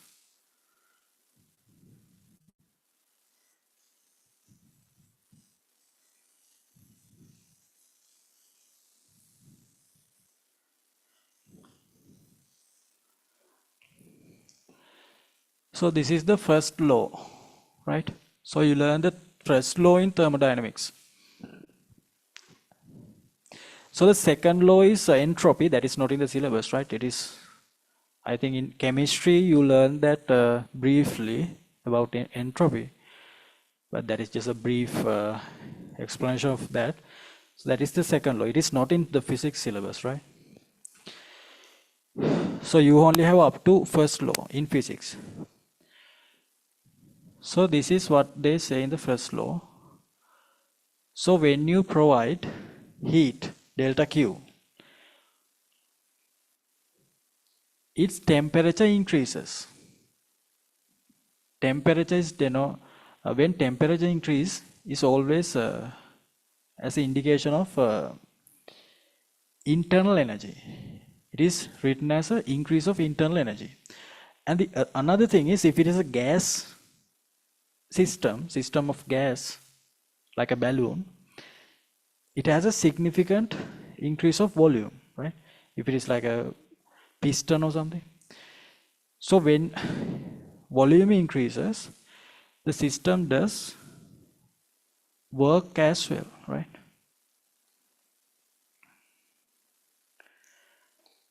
So according to energy conservation, the heat provided is equal to increase of internal energy plus work done by the system. So the internal energy increases and work done by the system when you provide a system with heat, right? So if this happens like this, all the terms we take them to be positive. If this happens to the opposite side, we say that term, you substitute that term as a negative term. Let's say delta Q, delta U, delta W, positive and negative. If delta Q is positive, heat, write with me, right? Supplied to system. So it is like this, right? Heat into the system. There can be other terms, but if heat is into the system, supplied to the system, provided to the system, or gained by the system, anyway the heat has to go inside the system. Then we substitute as a positive term, positive number. If system releases heat, released by system, then it is a negative term, because now the arrow is to the opposite side, right? Then we substitute as a negative thing, right? If internal energy increases in the system, then it is a positive, because it follows this diagram, right? Increases. If it decreases, opposite side, so it is a negative term, delta U. So delta W is positive always if volume increases. If the volume of the system, or we call that work done by the system, right? Work done by system. Whenever the system does work, always system expands. Volume increase. So the delta W, if it is the other side, volume decreases, work done on the system, work done on the system. So negative, volume decreases. Okay. So just remember this diagram. If that term follows this diagram, that process follows this diagram, it is a positive term. You substitute as a positive term. If it is the opposite, you just substitute as a negative term. Right. So like when you provide heat, its internal energy increases and work is done by the system. Work done by the system, right? So when this happens, one of these is what we call a process. A process. There are different types of processes, right? There can be constant pressure process, meaning while that process is happening, the pressure of the system remains constant. Or it could be a constant volume process, could be an isothermal process, temperature constant. Or it could be an adiabatic process, meaning delta Q0, meaning heat is not removed or added to the system within that process. So there's a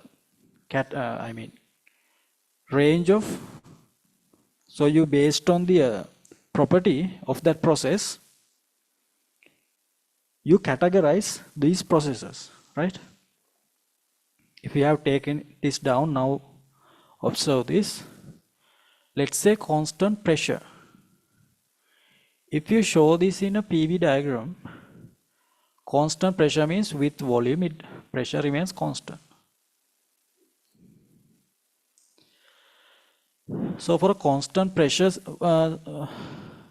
pressure process, you can easily find delta W. So let's say the process begins to this side, right? So there's a direction of the process as well. Either the volume can increase or decrease, but let's say it increases. So the work done by the system is, we can say P. Let's say this increase of value is delta V. You can get that using P delta V. So you can substitute this here as a positive because it has increased, right? Another thing is here delta W positive, right? So for a constant pressure process, another thing is you can apply Charles law, right? Remember? So we are talking about gas systems only, okay? You can apply first law to any system, but once you come here, we are thinking about gas systems only, right? After that, in this lesson, we are mostly only applying first law to gaseous systems. Because for other systems, the volume does not change for like liquids, and but whenever thinking about volume, we always have to think about gas systems, right? So PW. So another thing is you can apply Charles law. V divided by T equals K. That is Charles law, right? So that is one of the processes. Let's say another process, constant volume. If the volume is constant, you can apply pressure law, right? Remember pressure law. And if you show that process in a PV diagram, volume is constant. See that? Volume is constant, but its pressure increases. In order to find two positions, if you want, you can apply this equation. Here, the area of PV graph gives us delta W. Here, delta W is 0. Can you see that? Delta W is 0. Right? Because there's no area between V and this. It is always V axis and the graph, right? That is how we find delta W. Here there's no, so it is delta W 0. If delta W is 0, for a process like this, delta W is 0. So what happens? The heat provided to the system completely converts into its internal energy. So let's say you provide 5 joule, it completely converts into 5 joule, internal 5 joule, meaning it only increases the temperature. There's no expansion of the system. So you can apply this one as well. Delta Q equals delta U because delta W is 0. Another one is you can apply pressure law as well, right? Then let's think about a third system. Let's say isothermal.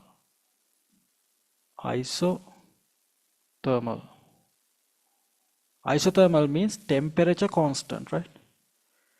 If temperature is constant, what is the gas law? Temperature is constant, you can apply Boyle's law, PV equals K. So if you draw a PV diagram, what do you get for the PV diagram for the Boyle's law? Like this, right? PV equals K diagram is like this.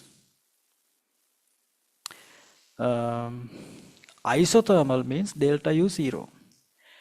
So whenever the temperature of a system increases, there's a delta U. But if temperature remains constant, there's no increase of internal energy. So internal energy always a measure of temperature. So if temperature remains constant, delta U 0. If delta U 0, delta Q is equal to delta W. So all the heat provided converts into the work done by the system, right? So if you provide 5 joule, system uses that 5 joule for the expansion. Completely it uses it for the expansion. It doesn't use it for increase of temperature. So there's no increase of temperature. So what is the example for that? Example. Remember this one, slow expansion. So if you have a piston, let's say this its volume slowly increases, right? Slowly increases. So there is enough time, let's say the room temperature is 25. So inside temperature as well is 25. There is enough time, if it is slow, there is enough time for this to reach 25 centigrade all the time, right? So slow expansion is an example for the isothermal process. So for a process like this, heat you provide the system always turns into work, right? Whenever you provide 5 joule, it turns into, because its temperature does not increase. So that is slow expansion. That is third one. Then we'll talk about another one is adiabatic. Fourth one, adiabatic. Adiabatic means delta Q equals 0. So there's no providing to heat to the system, or there's no release of heat from the system. So those are delta Q equals 0. Those are adiabatic processes. So for an adiabatic system, so delta Q is 0. If delta Q is 0, what happens? Delta U plus delta W is 0. Delta U plus delta W is 0. So you can say delta U equals minus delta W. So what can you see? If such a process expands, if the system expands while this process is happening, delta U decreases. Delta U decreases means temperature drops. If the system expands, temperature drops. Example for that is rapid expansion. So let's say you have a piston like this. You quickly expand the air inside this, right? So there is no time for delta Q to happen, right? So delta Q is 0 there. There's no change. The heat cannot enter here. So it only contains like a 5 joule of internal energy. That internal energy is converted into work. Now the system is losing internal energy. Losing internal energy means the temperature of the system drops, right? Okay. So always work, you think that in terms of volume, right? When the volume increases, the system is doing work. If volume decreases, you are doing work on the system. If temperature increases, internal energy increases. If temperature decreases, internal energy decreases. So both of those happens with heat provided, that is delta Q. So when you know delta U and delta W, you can think about delta Q, right? You can think about delta Q. Okay, take those down.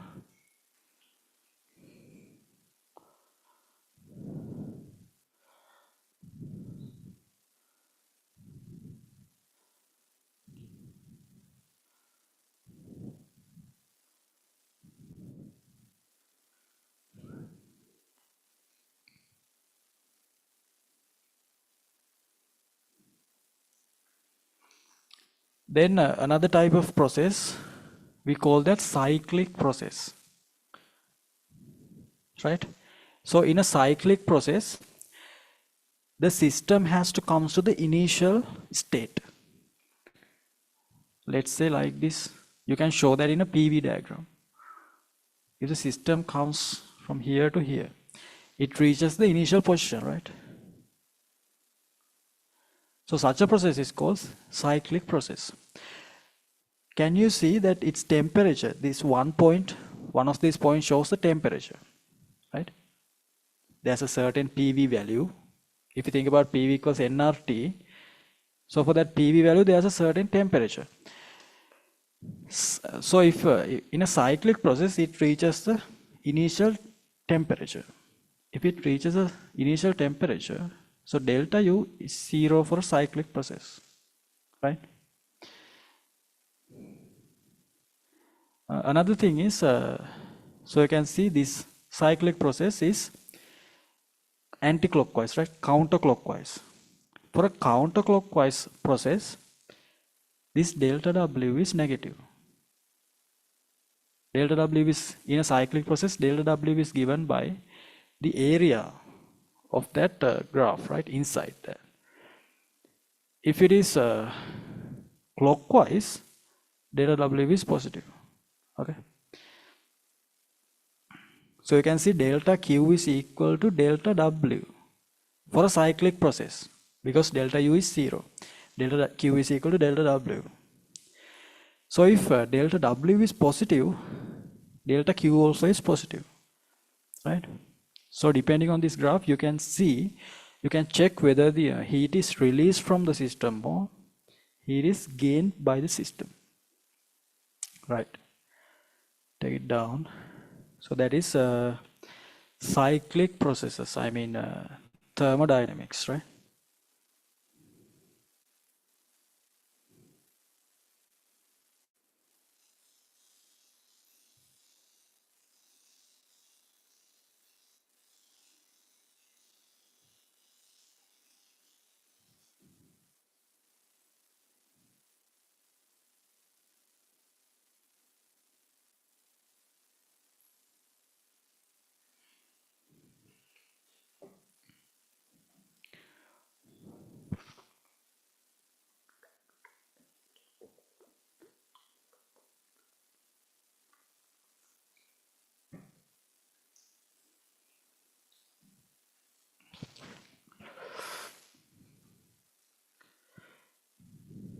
Right.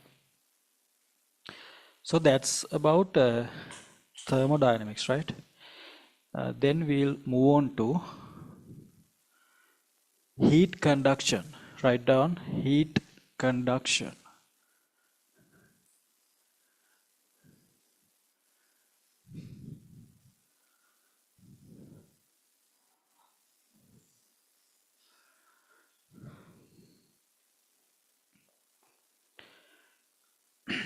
Right. So for heat conduction through a rod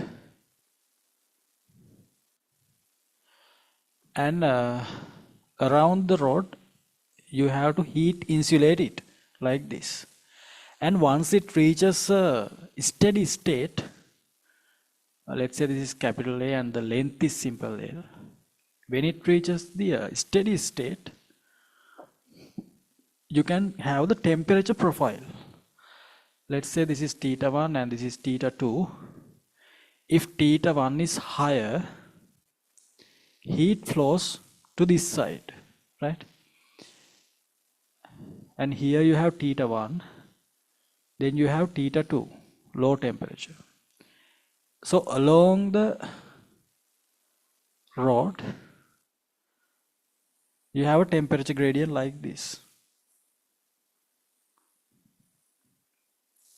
right? So at the steady state, theta 1 minus theta 2 divided by L. This is what we call temperature gradient, right? So the temperature gradient is a constant, okay? So for the once you get this one, you can use this equation. Q divided by T, that is joules per second, right? Amount of heat divided by time, joules per second, equals to Ka. K means heat conductivity, A is cross section, times this is temperature gradient, right? You can use this equation to find the rate of heat flow through a medium due to conduction, right? Once you get the steady state.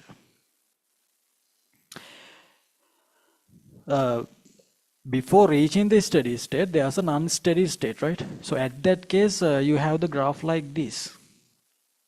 If it is not lagged or if it is not insulated well, there can be heat releasing from the sides as well. For those are not steady state, right? I mean, in order to apply this equation, there must be an axial flow of heat. The heat should only flow to this side. It cannot have sideways, right? Heat only should flow axially. Another thing is, so for the axial flow, you need to insulate. You need to insulate the rod. Another thing is, you have to wait till the steady state is reached. Steady state means, so these temperatures would remain at constant values, like this. It will have a temperature profile like this. So once it is reached, you can use this equation. Ka, this one. So the units of K is watts per meter per Kelvin, okay? Per meter per Kelvin. So that is the unit of heat conductivity. We call this temperature gradient. That is constant at steady state. Right?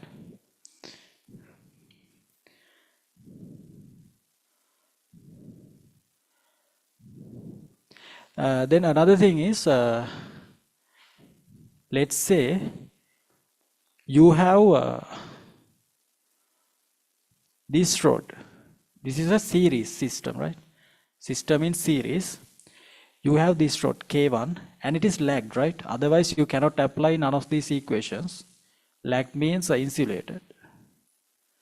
And we have to assume an axial flow of heat only. It already has reached. And this has K2. Let's say both has cross section A and length also, let's say same. Only the K is different, right? Heat conductivity is different. Meaning these are only made of different materials but with the same dimensions. Two rods.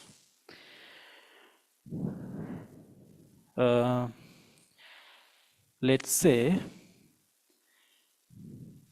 this is 100 centigrade and this is 0 centigrade. And if they ask, they could ask you to find this theta value, right?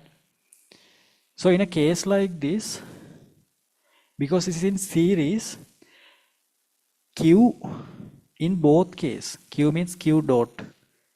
Q dot means rate of heat flow actually. Rate of heat flow through both of these is same, right? So you can write Q dot equals, just apply it for here, Ka, so this is theta. Always larger value minus smaller value. 100 minus theta divided by L. Here, if you apply it here, here also the same rate of heat flow, right? Because the system is in series. So Ka, here theta minus 0 divided by L, right? Then you can equate these two equations, then you can find this theta. Theta is the temperature at the junction, right?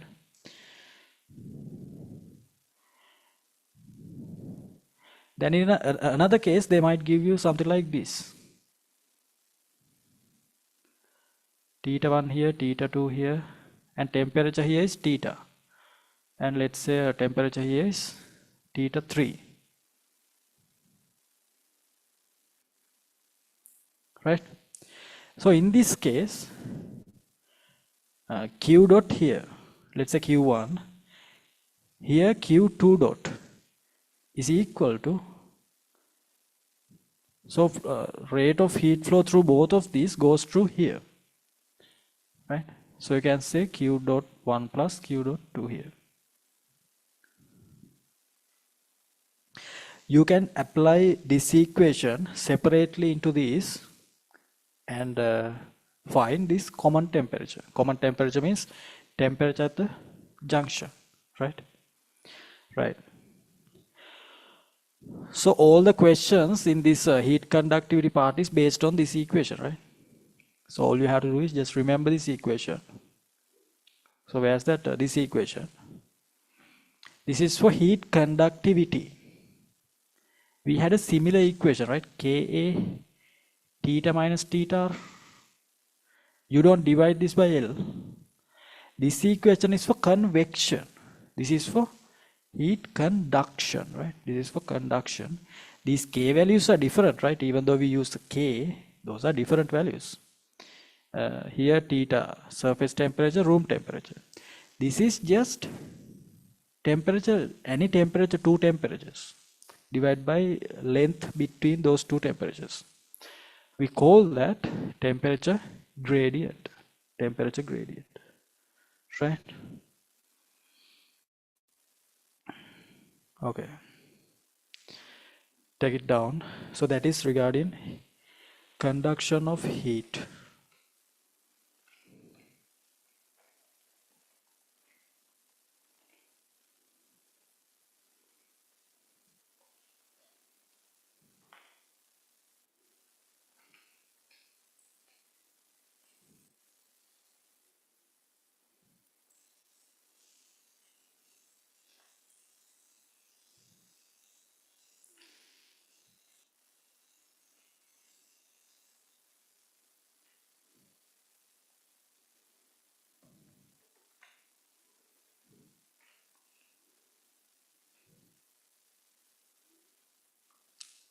Right.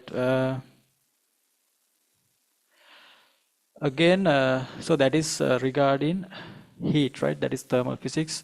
Now it is, we have covered all the equations and equation-based theory parts in thermal physics. Okay. Then we have to start fields. So in fields, we have to talk about gravitational fields, electric fields, and magnetic fields. Okay. Gravitational, electric, and magnetic field. So that is what I'm going to discuss next. But we'll start at 9 p.m., right? So you can have some water or come back. We'll start that at 9, okay? Just take like 5 minutes. Then we'll start fields, okay?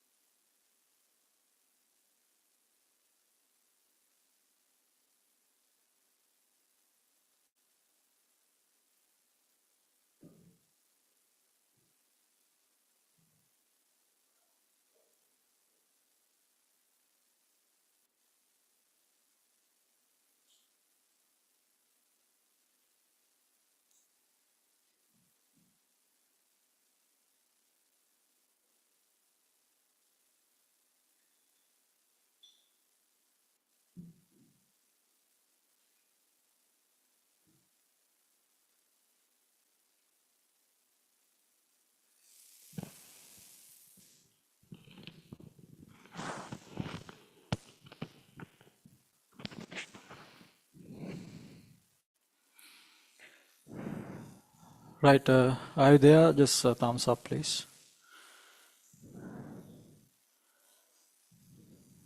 If you're there, please thumbs up.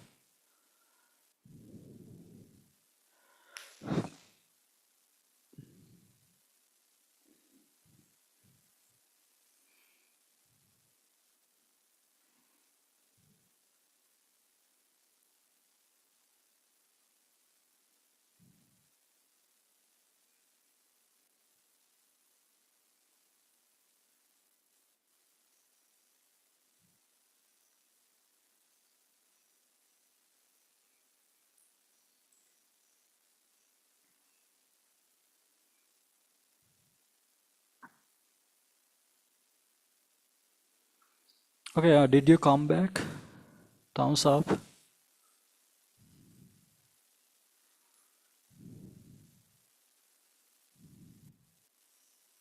Okay, others? Okay,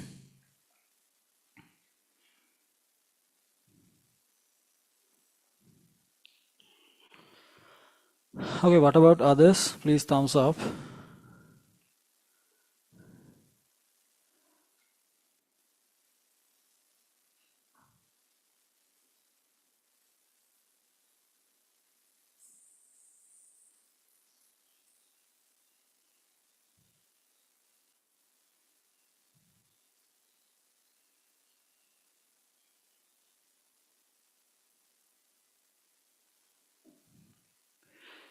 Right, write down the topic gravitational fields.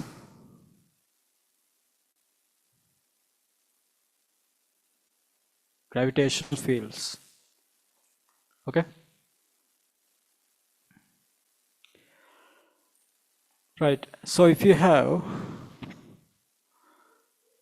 let's say capital M and a simple M mass. So whenever there are two masses, or any number of masses, there's always an attraction force, right?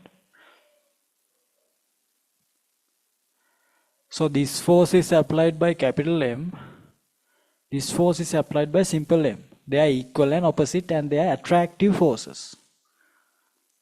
And let's say they are simple r apart, distance apart. Then we can have this equation G capital M simple M divided by r squared.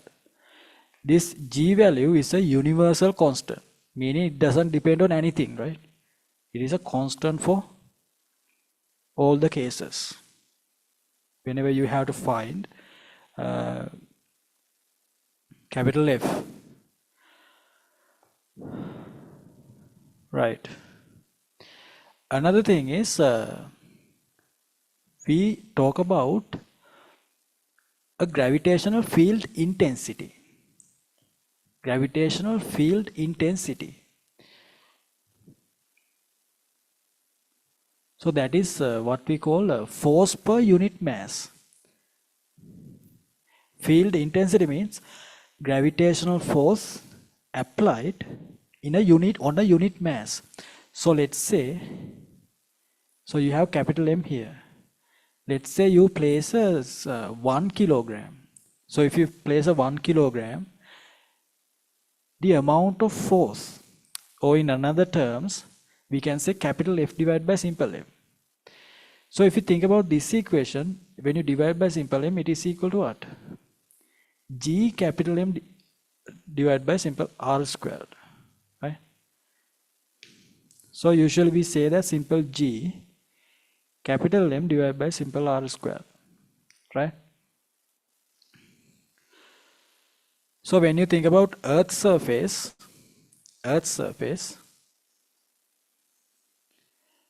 this simple G value is equal to 10 meters per square second. Approximately it is equal to 10. But as you go away from the Earth's surface, this value decreases, right? Because R is squared. It is depending on this. It is just about 9.8 or 10 meters per square second, right? It is for Earth's surface, but as you go away further, this value decreases. So that we call field intensity, or we can say gravitational acceleration. It is equal to gravitational acceleration as well, right? And the unit is newtons per kilogram, right? Force divided by mass, which is newtons per kilogram. Or if you further simplify that, you get that value meters per square second, right? So that is based on this equation. Then there's another concept, that is gravitational potential. Gravitational potential. So gravitational potential is based on energy. It is based on energy. So these are based on force. So if we think about a capital M mass, let's say this is capital M, we define gravitational potential. Let's say you need to find the gravitational potential at A. Gravitational potential at A is defined as the amount of work required to bring 1 kilogram or of unit mass from the infinity.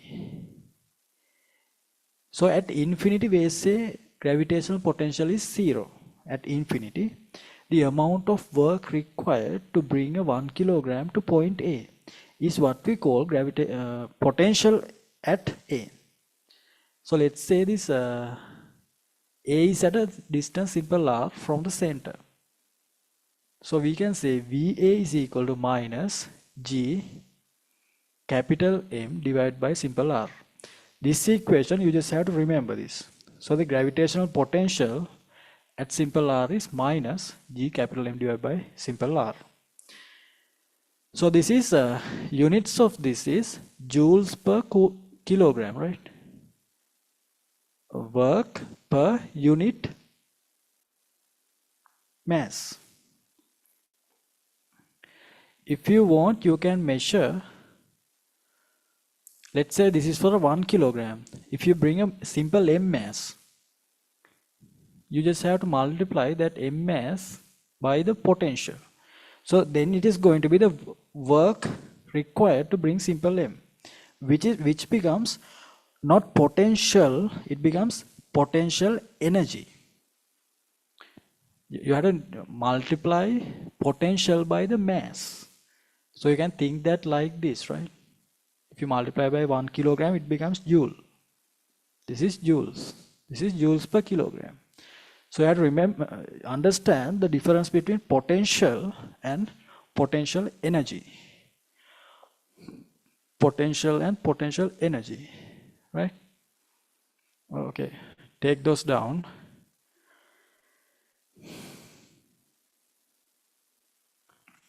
Another one is PE. A is equal to, so VA is G capital M divided by simple r. You have to multiply by that simple M minus G capital M simple M divided by simple r. So this is energy, this is potential.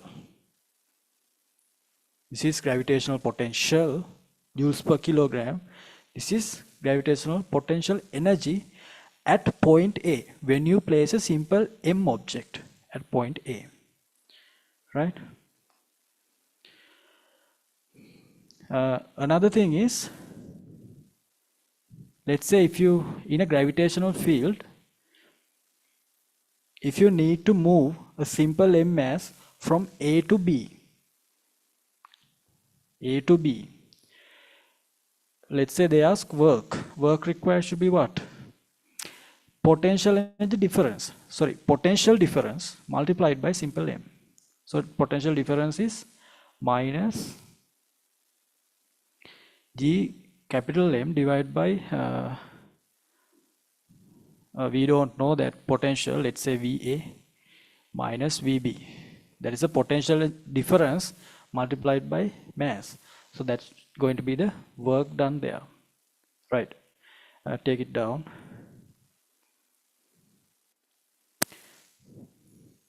So you have to clearly understand potential, what is potential and potential energy, right?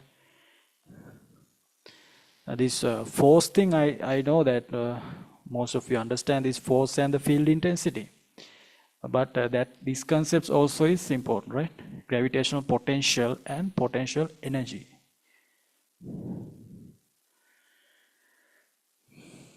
Right. So let's say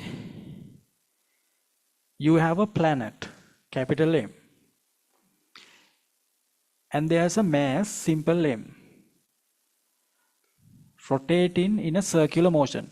Please take notes with me, right? In a circular motion, there's simple m rotating, and there's the capital M mass. And the distance between them is simple r. Between capital M and simple m, distance is simple r. Okay? And the tangential velocity v of simple m, meaning it could be a satellite, right? This could be Earth or any other planet. Right. So first I am going to apply F equals ma towards the center, because this is a circular motion. I am applying that to center, right? So what do you get? Towards the center, it is gravitational force, right? You can write that as capital M simple m divided by r squared. This is equal to m. What is the acceleration? This is centripetal acceleration. We can write in terms of v squared over r, or it could be r omega squared. Depending on the application, you can use one of those. Then simple m cancels off. So you can have, then you can cancel r as well. So you get an expression for v squared. V means tangential velocity of that satellite. So you get gm divided by r. V squared equals gm divided by simple r, right? Let's say I need to find total energy of this satellite. In order for this satellite to have this orbit, it needs to have a certain energy, right? So total energy. So what is total energy? It should be the potential energy of the satellite and kinetic energy of the satellite. So how do you write the potential energy? So satellite is simple r away, right? So you get potential at a simple r distance. What is the potential? How do you write? G capital M divided by r. Get it? G capital M divided by simple r. In order to make an energy, just multiply that by this mass, simple m, plus kinetic energy is what? Half mv squared. So minus gm simple m divided by r plus half m. Here we have an expression for v squared, right? That is gm divided by r. Right. So this is minus gm simple m divided by r plus, you can arrange this g capital M simple m divided by 2r. So what do you get? This is minus 1 plus half. You get minus g capital M simple m divided by 2r.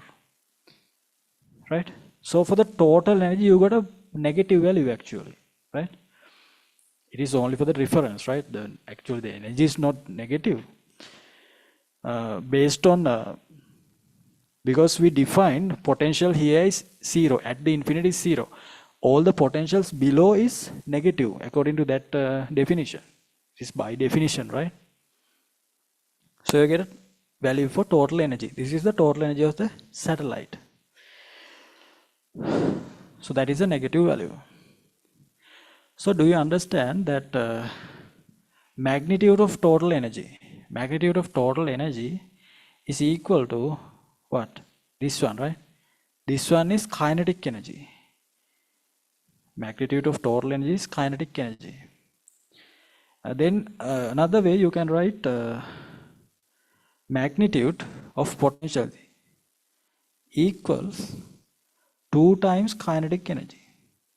This is equal to 2 times kinetic energy. Understand? Right? So you can have these sort of derivations. So this is for the total energy of the satellite, right? Total energy of the satellite. That is one of the key application, right? Uh, just take it down. I'll give you some time. And if you have any issue, let me know, right?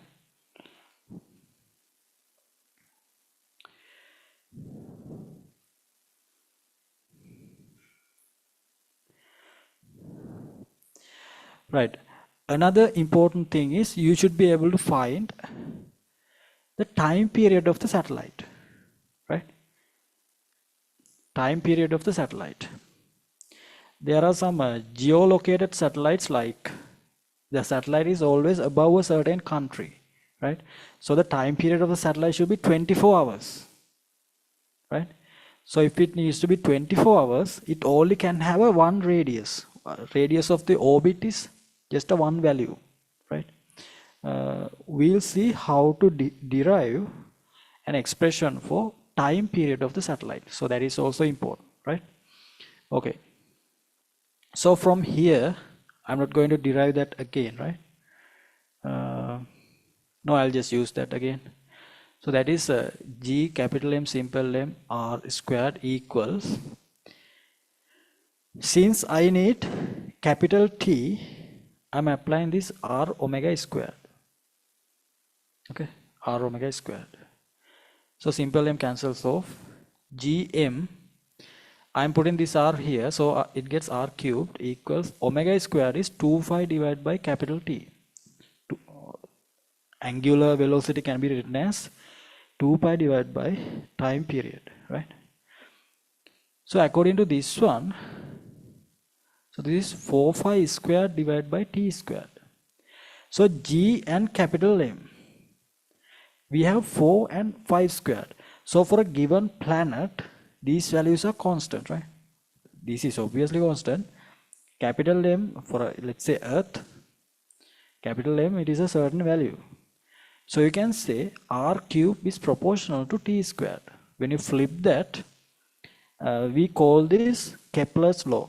Kepler's law, whenever they are in orbit, radius of the orbit, cube of radius of the orbit should be square of the time period. So according to that, if you need to have a geolocated satellite, let's say over Sri Lanka, we need to have a satellite, and the time period of the satellite also should be 24 hours. Otherwise, it won't be above Sri country, right? So if it is 24 hours, it only can have a certain radius. So all the satellites needs to have this orbit to be fixed. If it is geolocated, right? If it is not required to be geolocated, it can have other radius. But if you need to have 24 hours, I'm talking about Earth, right? It always need to have a certain radius for its orbits. Okay. So that is that example, right? Then we have to talk about escape velocity. So to derive an expression for escape velocity, we need to use energy. We need to use energy. We need to use energy conservation actually, right? Energy conservation. So let's say, so this is Earth. Could be other planet as well, right? Let's say Earth. Escape velocity means if you project this simple m mass, let's say capital M, simple m mass from a surface, it could be to a direction from the surface, it needs to go, again it cannot comes back because the gravitational field cannot bring it back, right? Meaning it has to reach where there is no gravitational field, meaning it is infinity, right? R equals infinity. So there the potential is zero. We define like that, right? At infinity, potential is zero. And let's say the radius of the planet is capital R. V0, it is thrown to a distance, simple R. If if the object reaches this point, then the object cannot comes back because the gravitational effect is zero here. Potential is zero, right? Okay. So let's say this is first state and second state. So using energy conservation, we can, if you assume the energy loss during this journey is zero, you can say energy here is equal to energy here. So what is the energy here at point 1? You can say that is half m VE squared, kinetic energy, plus potential energy. What is the potential energy here? Is it zero? No, right? There's a capital R distance. It is thrown from a capital R distance. So you can write it as minus G capital M, simple M divided by capital R. Right? So it is equal to E2. E2 means at here, the velocity should be zero here, right? Its velocity should be zero at point 2. So the kinetic energy should be zero here, and the potential energy also should be, it is zero obviously. Okay, now using this one, you can derive that. Simple M cancels off. V is equal to, take this term to the other side, that is becomes like this, and take the root. So this is for the escape velocity, 2gm divided by capital R, right? If you think about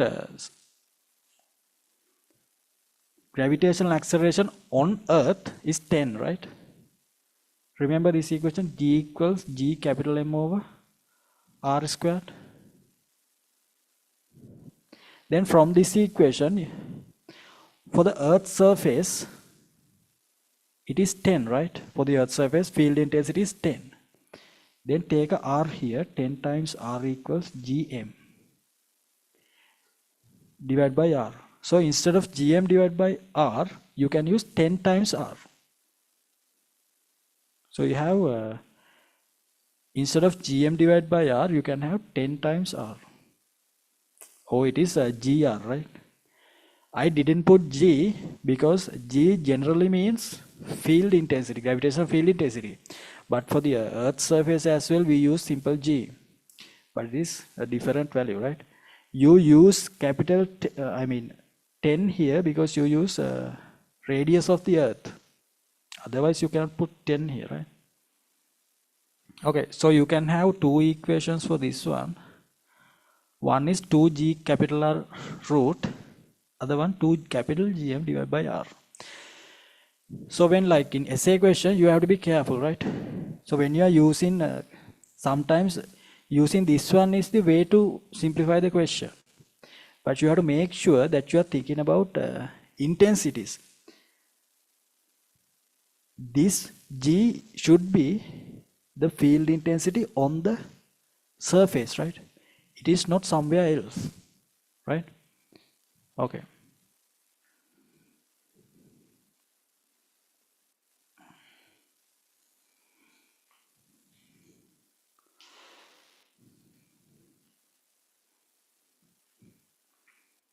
Okay, take notes, right? If you have an issue, let me know.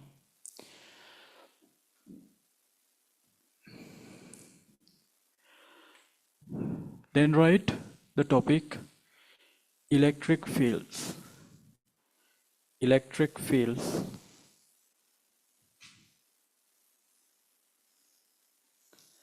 Right. So electric fields is similar to gravitational fields, right? So if you have a good understanding of gravitational fields, then electric fields also is somewhat similar, right? So the only difference, it both have the same model.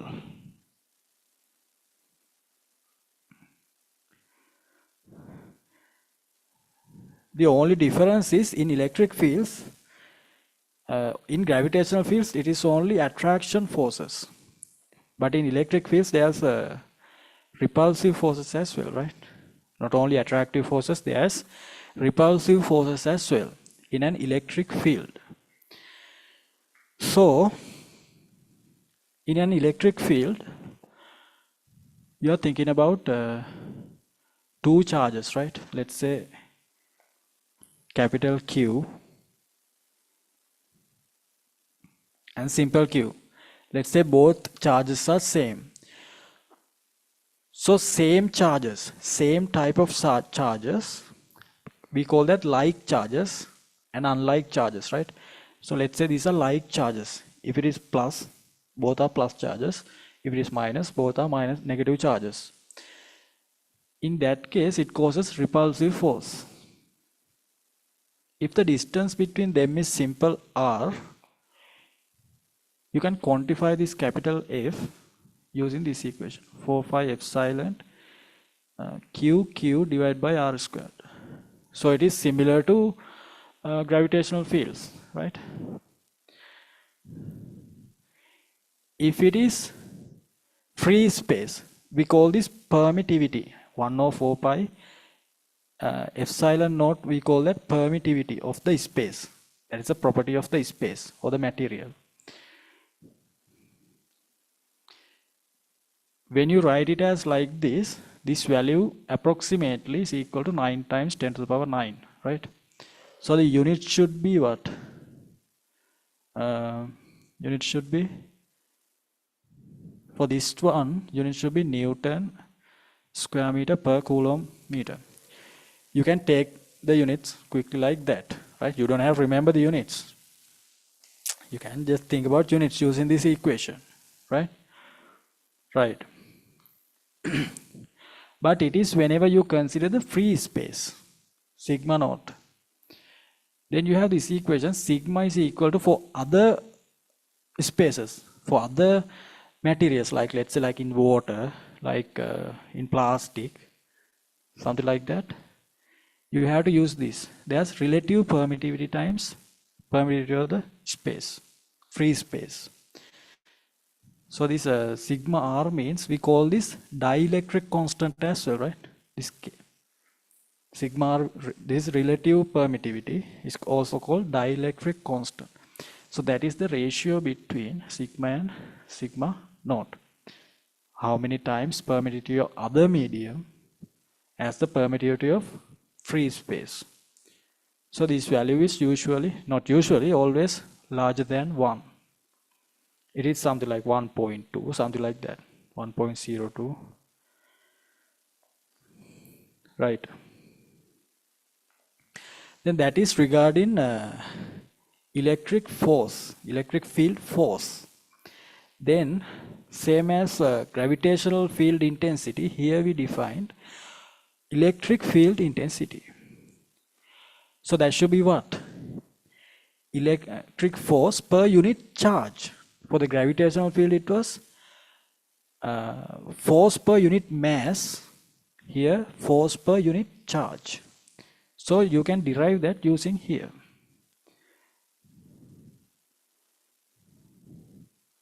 So if you have a Q charge, and let's say you have 1 coulomb, the force acting here is what we call E. Actually, force should be the opposite side, because like charges, plus charges, both are plus. Like charges, repulsive, right? Unlike charges, they are plus and minus means attractive forces. You know those stuff. You can derive that using the above equation. So E is equal to what? Force per unit charge. So when you divide that here, when you get Q here, what do you have? 1 over 4 pi epsilon Q over R squared, right? Then from this, depending on the question, you can get any equation you want. So the force is equal to what? Cross multiply EQ, right? Field intensity times Q, that is going to be force, same as before. G times gravitational field intensity times mass, it is force. Here also field intensity times charge is force. This is electric force, right? So this is regarding electric field intensity, that is force per unit charge. So you can see that it is inversely proportional to r squared, to the distance squared. This is applicable for the gravitational fields as well, right? Field intensity is 1 over r squared. So when the distance doubled, field intensity gets 1/4, right?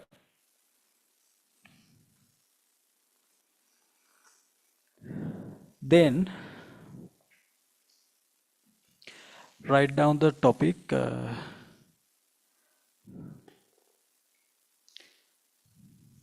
There's something called electric flux, denoted by this term, electric flux. For gravitational field, we didn't derive this one. It is not necessary for that. But for this case, we derive that electric flux, right? Electric flux.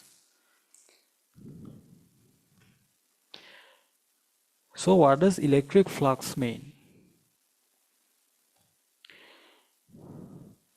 So you consider area, right? You consider area. Let's say there's an electric field through that area. There's an electric field through that area, like this, right? Let's say that is capital E. And this electric field is perpendicular to the area. Area is capital A. Then you can say flux is equal to what? Field, electric field E times capital A. You have to make sure that capital E and A are perpendicular to each other, meaning normal, right? If it is not normal, you have to take the component. So there will be E cos theta A or something like that, right? If it is not normal, just draw this and take down this. So this is what we call electric flux.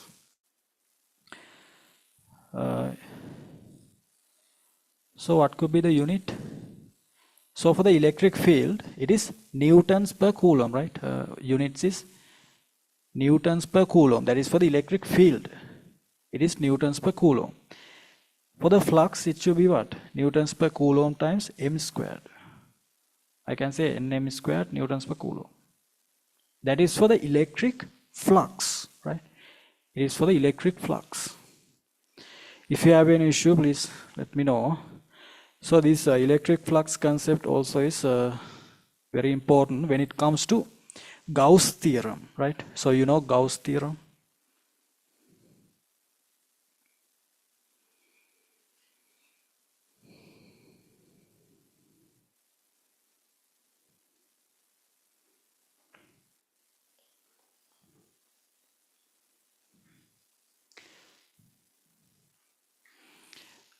Remember that field intensity and the area should be perpendicular to each other. So that is by definition of the electric flux, right? Electric flux. Then write down the topic Gauss theorem.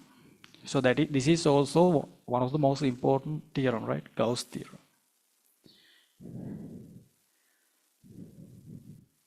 It is simple, but most of you have misunderstood that. This is like one of the most valuable theory in physics, right?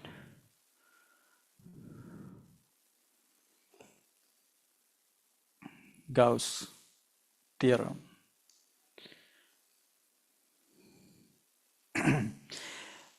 So the Gauss theorem explains the total sum of electric flux, through a area, considered area, right? So they say flux, net flux is given by sigma q divided by epsilon. Epsilon means permittivity, right? Permittivity of the medium, that is epsilon. Sigma q means net charge, right? So this theorem is mainly used to find the electric field caused by some charges, right? Let's first apply that for a point charge. Take notes with me, right? let's say for a point charge, let's say you need to derive an expression for at a simple r distance you need to find the field intensity due to this point charge plus q. So what do? Symmetrically, you keep the charge at the center, so the calculation will be easy. You keep the charge at the center of the circle and draw a Gauss surface, right? So this is a spherical surface. So the area of the surface is 4 pi r squared, right? So you can find the electric flux, total electric flux due to plus q. So how do you find that? According to Gauss theorem, total charge, so inside the Gauss surface, total charge is just plus q, right? Q divided by, let's say, permittivity is sigma, like that. Okay. Then earlier we have that equation, flux is equal to what? E times A. But when you use this equation, E and A should be perpendicular to each other, right? You can see that field lines are always perpendicular, right? So you draw this Gauss surface like that. It is always perpendicular to the Gauss surface, E and A. Right. Now everything matches. Then EA equals, you can say, Q divided by epsilon. Then E, what is the area of the Gauss surface? 4 pi r squared. Q divided by epsilon. So E is equal to 1 over 4 pi epsilon Q divided by r squared. So this is the field intensity. Field intensity at a distance simple r from the point charge. See that? It is derived. So these are derived using the Gauss theorem, right? This theorem. This is a very important theorem. Why? Because it doesn't matter where the charge is. You can always find. It is a very complicated thing to find the flux, right? To find the total flux through a certain area, that is a very complicated mathematical process there you have to do, right? But Gauss says that the total flux is just the sum of all the charges in the area divided by epsilon. That is what Gauss says. So it is a very important theory, right? Okay. Then using the Gauss theorem, second application, let's say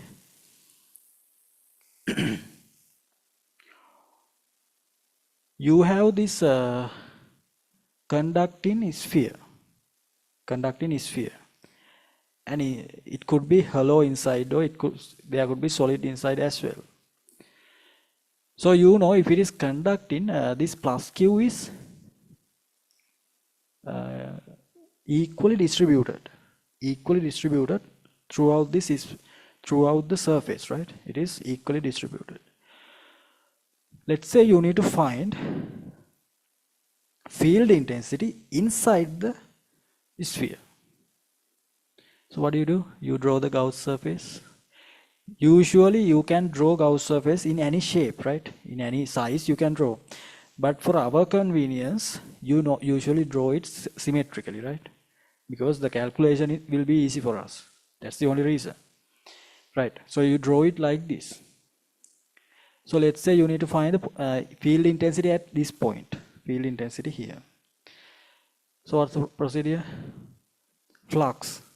Use Gauss theorem. Flux is equal to charge inside this. It is zero, right? All the charges are at the outside of a conductor. Conducting a sphere, it is always outside. No charge is remaining inside. No charge means no extra charge. So charge is zero, so the flux is zero. If the flux is zero, so flux is EA, right? It is zero. So field intensity also is zero. So you can see, that's why they say inside a conductor, field intensity is always zero. So you can derive that using Gauss theorem. Okay? Okay, you can take it down.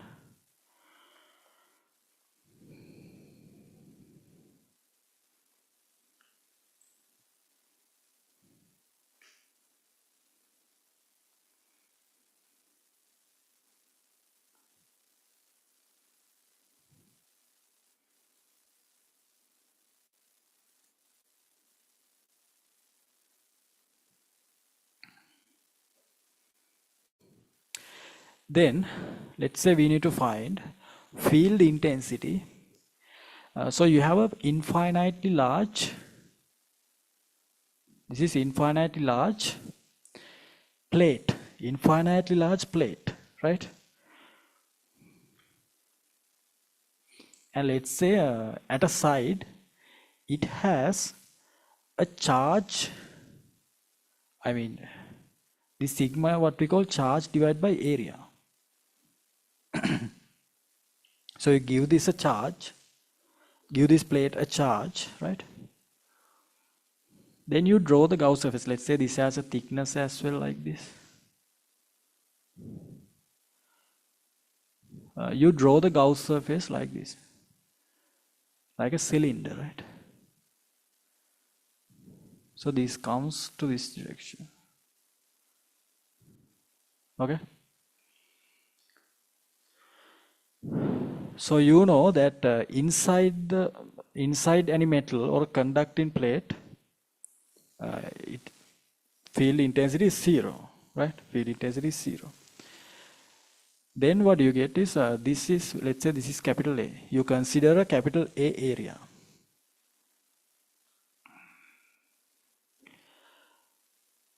So according to the flux, it is equal to Q divided by epsilon.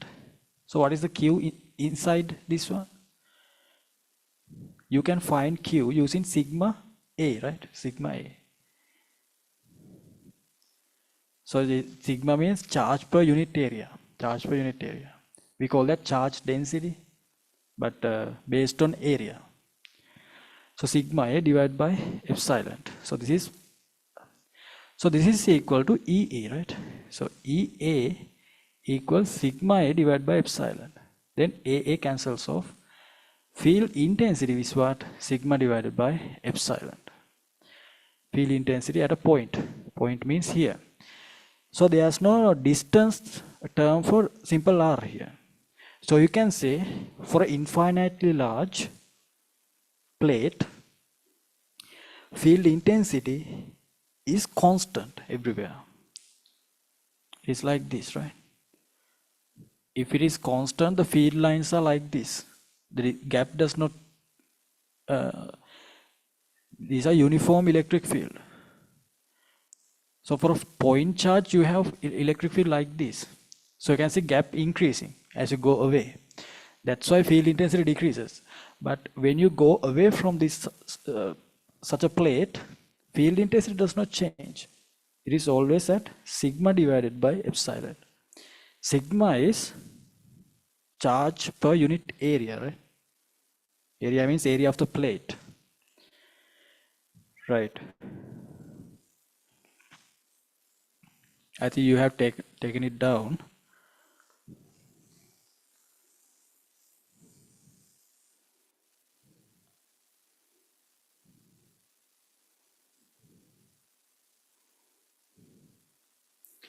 Okay, so here we will say you have a metal sphere plus Q. Let's say you need to find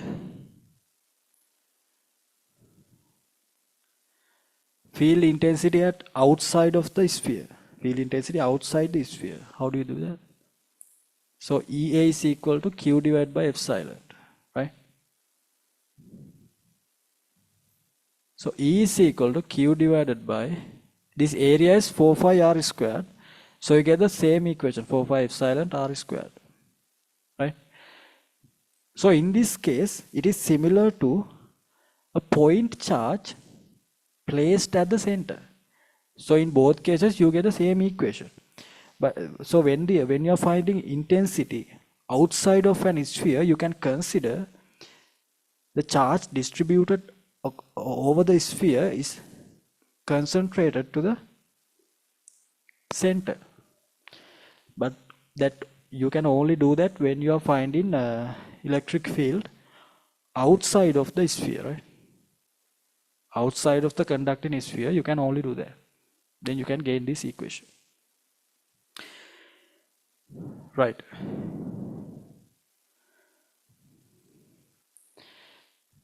Then we'll apply Gauss theorem to one more application.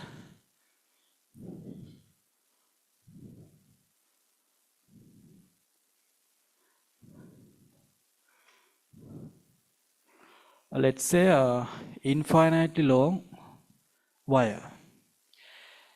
We define a new charge density. This is called linear charge density.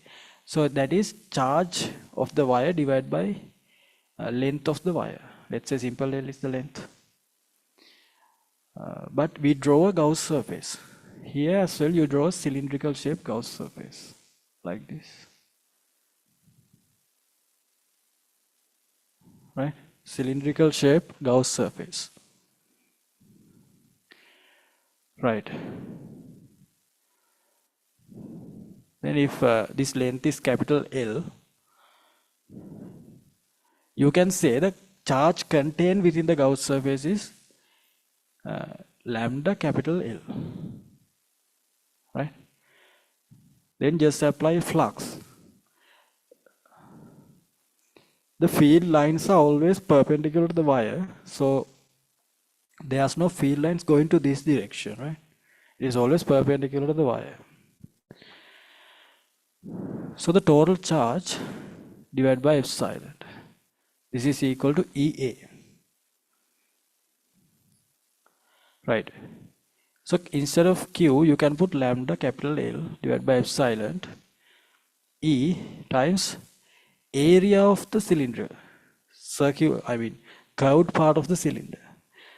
Let's say the radius is simple r, so you can say 2 phi r times length, 2 phi r times length. So that is the area of the cylinder. So what can you write for the intensity? This L cancels off. You can get lambda divided by 2 phi 2 epsilon, no, 2 phi epsilon r. Get it? So, but this has a simple r term, right? So the field intensity decreases as you go away from the wire. Simple r increases, so intensity decreases. But it is not r squared, it is just simple r, right? So likewise, you can find the electric field intensity. So that is the main use of this Gauss theorem, right? So that is used mainly for finding field intensity, right?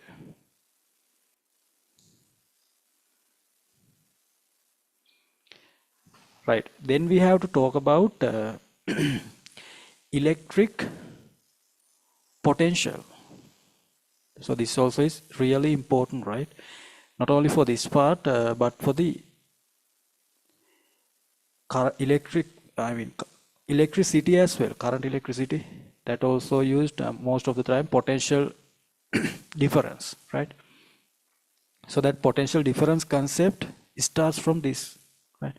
So you can clearly understand what the potential difference means, right?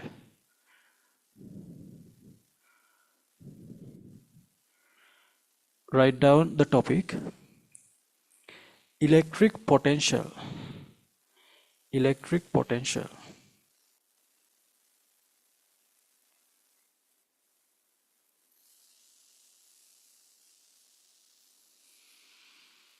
Right.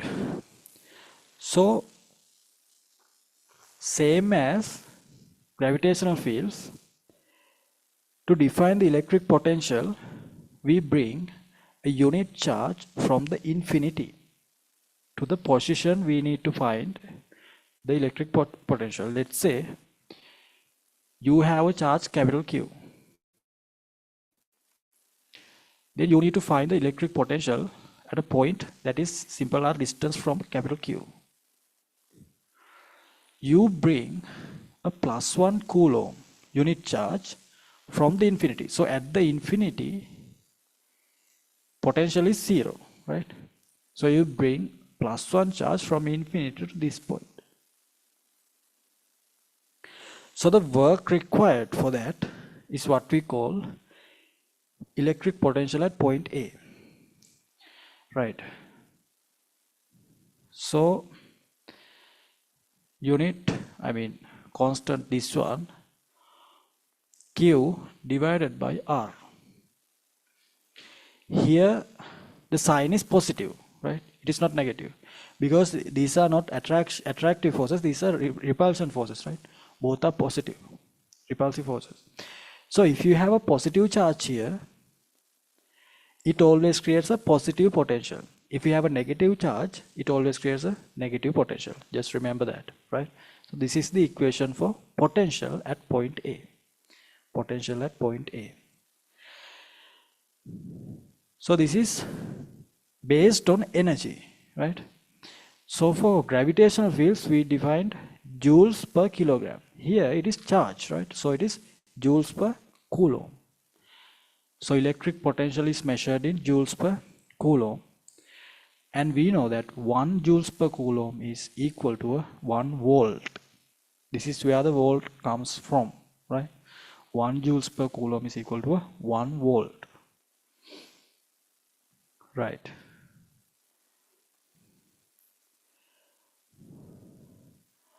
So that is the potential at this point A, at a point, right?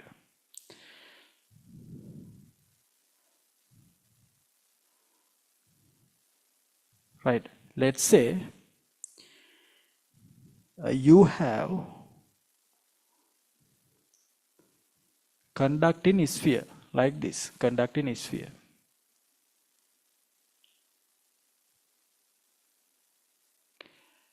So what they ask is along a length, potential variance, variation of the potential. So for that also you can bring this +1 coulomb charge to different points, right?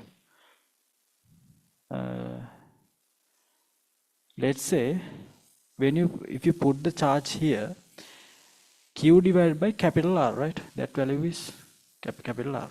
And as you go away, this decreases and comes to 0 at the infinity. The thing is, once you reach the surface, and then you go inside this. Inside the conducting sphere, there is no electric field. So you don't have to do any work, right? So it is defined always as the work to bring charge from the infinity. But once you go inside the sphere, you don't need any work to do to move that charge, because there is no electric field inside the sphere, right? Metal sphere. So electric potential inside it is a constant. It is equal to the electric potential on the surface, right? Other side as well, it is positive, right? It varies like this.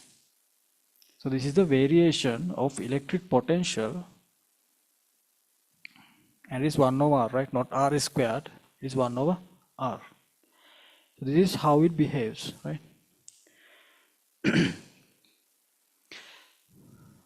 Take it down, right? Take it down. Okay.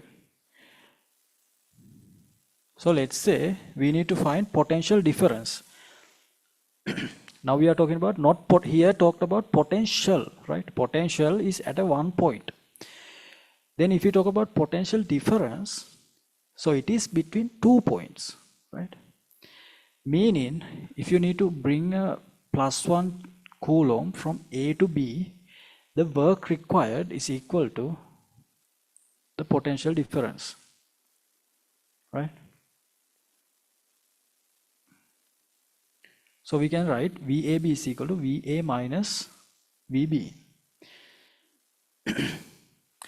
So if you need to find the work required for this, let's say you need to bring simple Q charge between A and B, then you need to multiply Q by this potential difference. Potential difference multiplied by Q. Right? So that is the amount of work that you need to do there. This work, let's say potential energy increases, you need to do work if the potential energy decreases as the Q goes from here to here, that decreased amount of potential energy converts into something else. So in those cases, uh, that charge accelerates, right? Because that decreased potential energy converts into kinetic energy of the charge. So it becomes kinetic energy of the charge, right? So those are two cases. If the potential energy automatically decreases, right?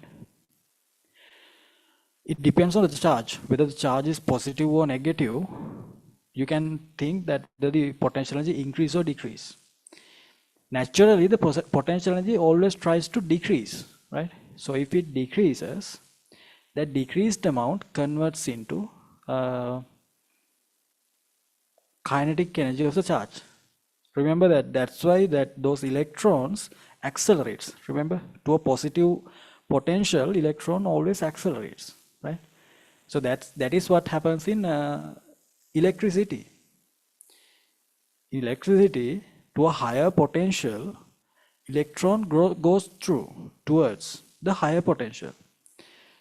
So by definition, we say to the opposite side, positive charge flows. That is what we call the electric current, right? So always electric current goes from a higher potential to a lower potential.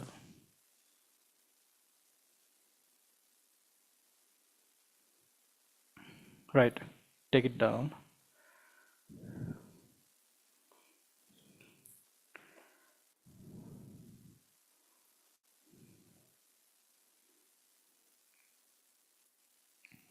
Another thing is, let's say at point A, if you want to find the potential energy at a point A, when you place a mass, you need to multiply that by the mass. I mean, when by the charge. So it is Q1, Q2 divided by simple R, right?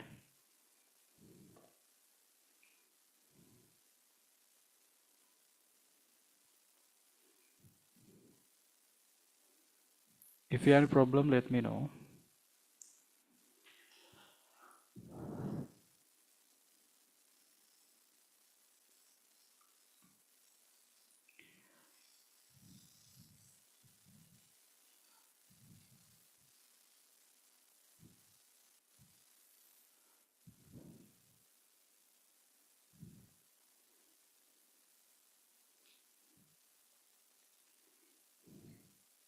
Right. For an example, right? For an example, let's say you need to make a system of charges, right? So to make the system, you require some energy. So you have to calculate the amount of energy to make the charges, right? So let's say that first what do you do? Let's say you bring Q1, right? So to bring Q1 to this place, you didn't need any energy because there's no electric field. To create electric field, there must be a charge, right? But at first, there's no charge. So to bring Q1, you don't need any energy. You don't need any electric energy, right? Then you bring a second charge. Let's say you bring Q2 and you place it at a distance simple a. So to do that, so you bring that charge from the infinity, right? So to do that, you need to do work against the electric field created by this Q1. Okay, now you need energy, right? So what is that energy? To bring Q1, I take 1045 epsilon out because all the terms have 1045 epsilon. So to do this one, you need how much? 1045 epsilon Q1 divided by A is the potential energy at this point. So if you place a Q2 charge there, you get the potential energy, right? Okay. Then let's say you bring another charge, Q3, and let's say you place it at a B distance from this charge and C distance from this charge.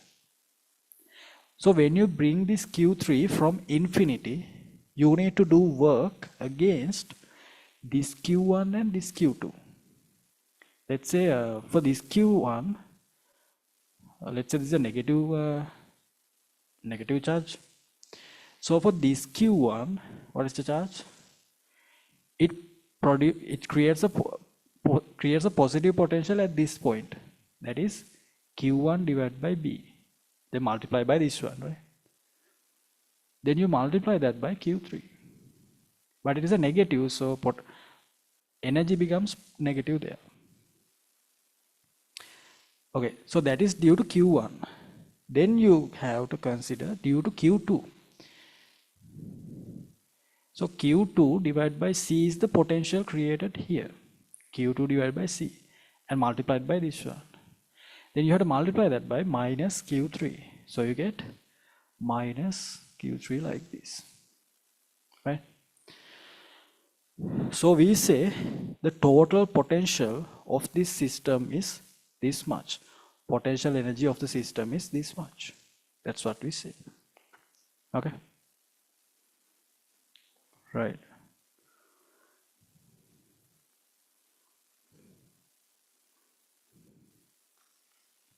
So that is how we find the potential energy of a system.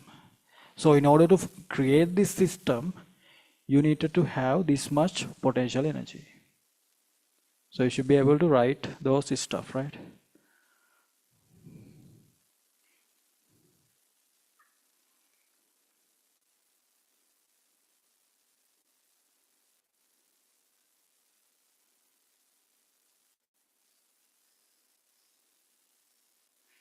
Take it down.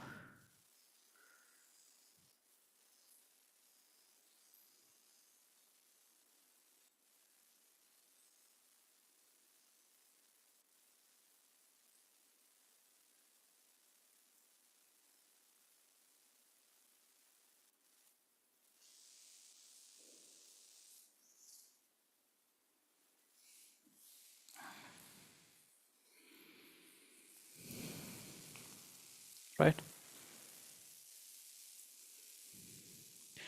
Then, if you consider a uniform electric field,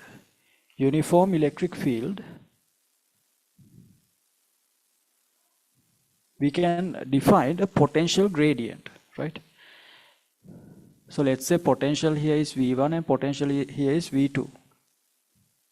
And the distance between them is like simple d.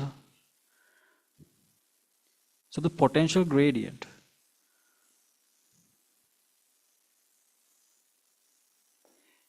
is equal to what? V1 minus V2 divided by simple d.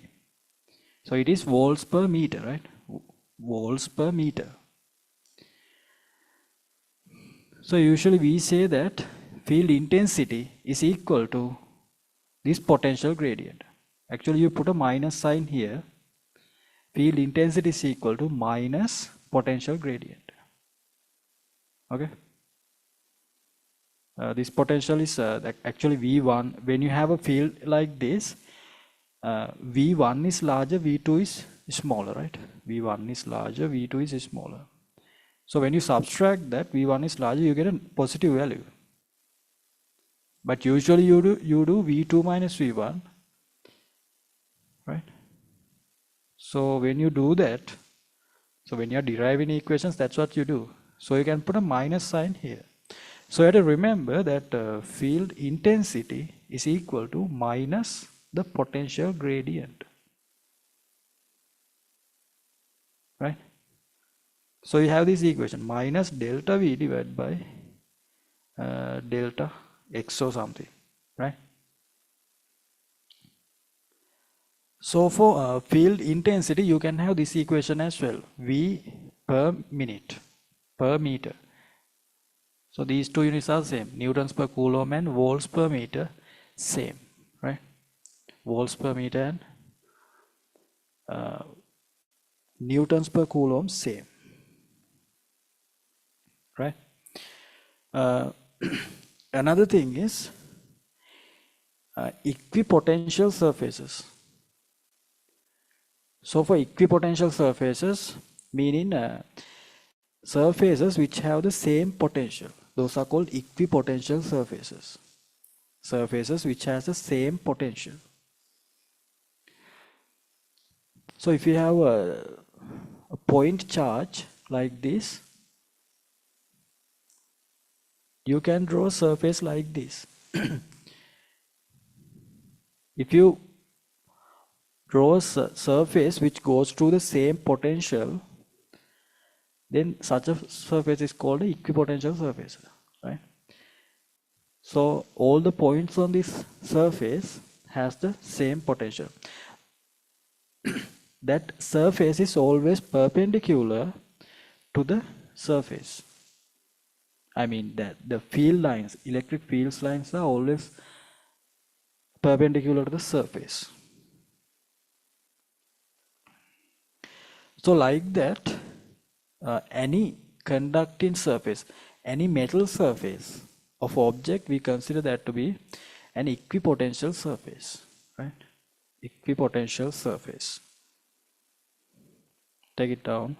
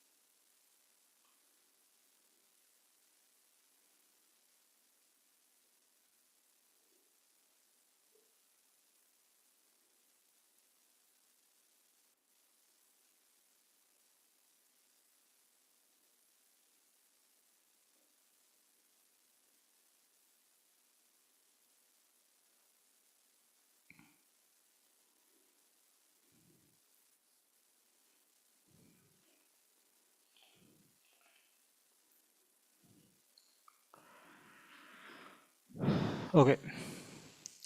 Then we have to discuss about capacitors, right? Write down the topic on electric fields, capacitors.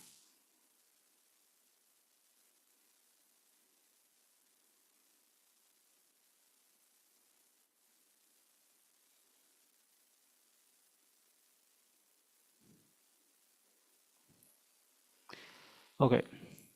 So first we have to think about charging of a capacitor. So let's say this is the capacitor. Then you apply a battery. Let's say it has EMV capital E. So this gets plus Q, this gets minus Q.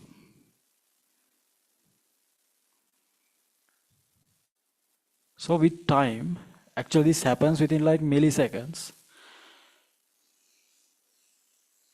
So the maximum, let's say under this EMV value, the potential difference is V. So once you connect that, it suddenly does not become E, right? With time, it gains that its potential difference. Gains like this, right? So the charge also stores like this. As the charge stores on the capacitor, as the charge stores on the capacitor,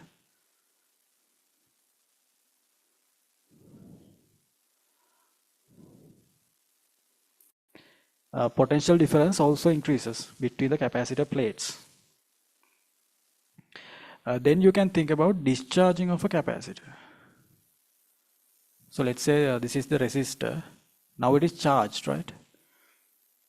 So when it discharges, starting from the Q, curve gets like this, right? Q. So when Q decreases, when Q is discharging through the resistor, potential difference between the capacitor plates also decreases. So this is V, T. So it also decreases like this, right? So that is this is charging and this is discharging of capacitors. So when it comes to capacitors, you defined something called capacitance. Capacitance. So what is capacitance?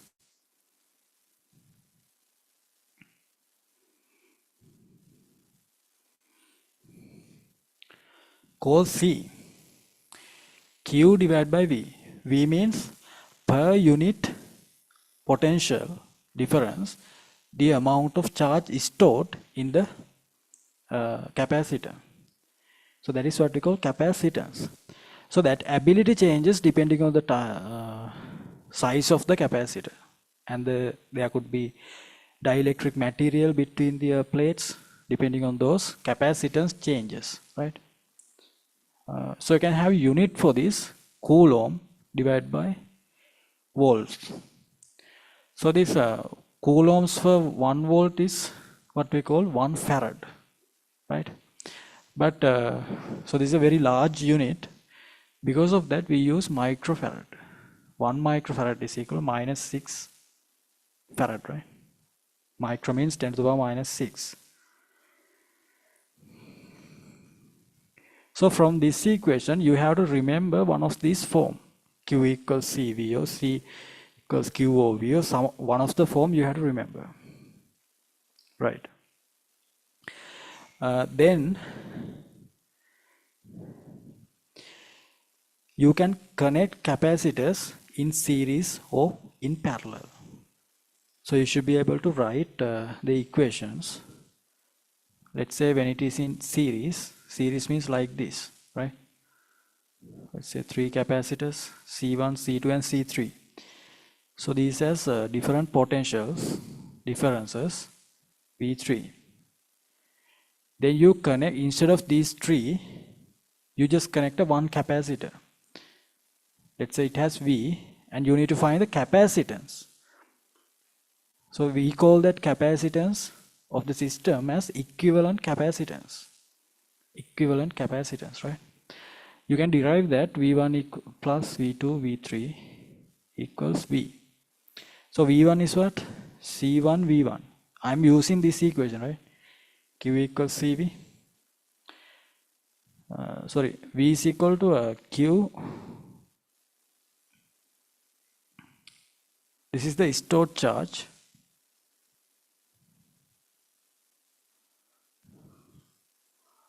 When it is in series, the amount of charge stores is the same. So you can remember that charge and current, electric current, like behaves the same, right? Because current is the same through a resistor. Same thing here. For a capacitor as well, it has the same Q, right? Same current. So instead of V1, you can use, so V is equal to Q over C. Q divided by C1. Here Q divided by C2. Q divided by C3. When you think about this one, it is Q divided by C. So Q cancels off. So 1 over C is equal to 1 over C1 plus C2 plus C3. So you can use this one if the capacitors are in series. Then let's say capacitors are in parallel, right? Parallel. So you have C1 and C2 capacitors. If they are parallel, potential difference is the same for both. So let's say you use a 1 here. So when you provide a same potential, let's say this capacitor stores Q1, this capacitor stores Q2. And in this capacitor, it should have, let's say, Q. So Q should be equal to Q1 plus Q2. You know that Q is equal to CV, right? So Q is equal to CV. So Q1 is C1V plus C2V. Same potential difference. So you can say C equals C1 plus C2. Capacitance of the equivalent is, if it is in parallel, you can just add those capacitance values.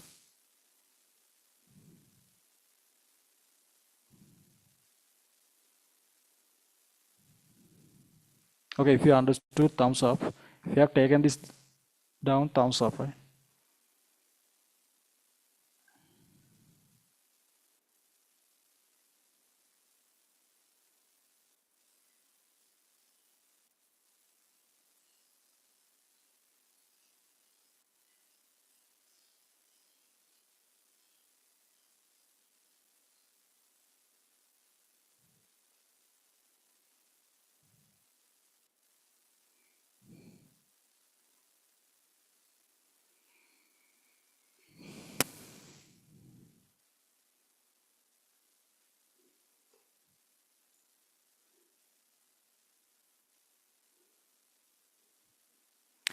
Right.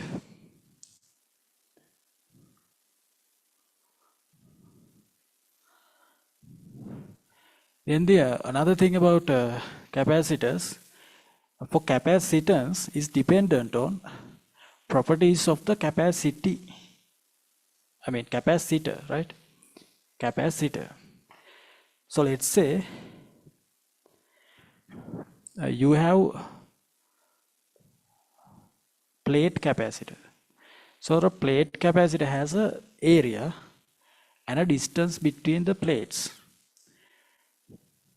And, there could be some material stuff between the plates as well. So you can write capacitance as sigma A divided by D. You have to use this equation as well, right? Capacitance is sigma A divided by D. So higher the area, higher the capacitance. When you increase the D, meaning gap, capacitance decreases, right? Capacitance decreases. So you have to keep these plates as much as close as possible. But the problem is there could be a spark when you make it very close. So without causing the spark, so to prevent that, you can put other electric materials inside the plates, between the plates. Okay. So this sigma, if you want, you can write it as sigma R, sigma naught. This sigma R, we call that dielectric constant, right? You can use this equation as well whenever you have to find the permittivity, right? Right. Then let's say you have a capacitor, a spherical capacitor. Let's say you need to derive an expression for that. Spherical capacitance means conducting sphere. radius capital R, you give this a plus Q charge. When you give this a plus Q charge, capacitance means this sphere can hold this much of a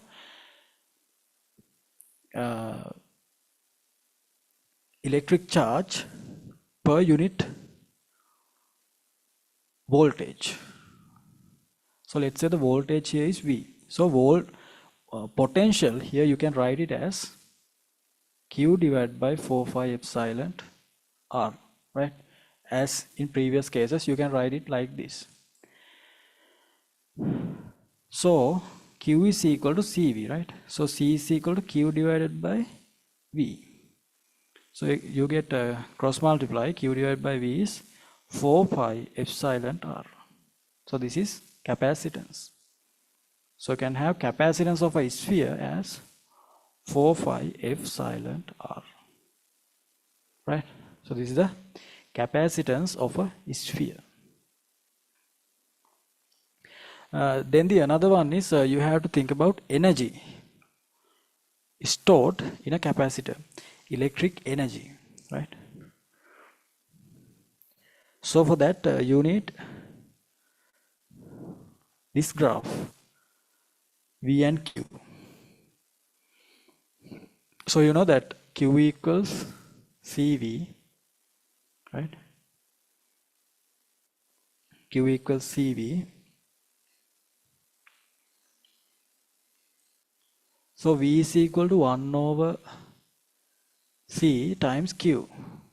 So you get a Y equals mx graph like this.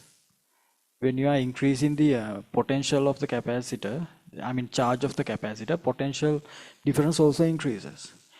So this area gives you the energy. So let's say this value is Q, this value is V. So the energy is equal to half VQ. Energy stored in the capacitor is equal to half VQ, right?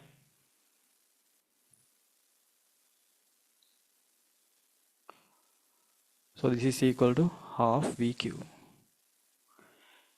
Then, so this is one of the form of way to find the energy stored in a capacitor. Then you can derive other forms, right? So we know that Q equals CV.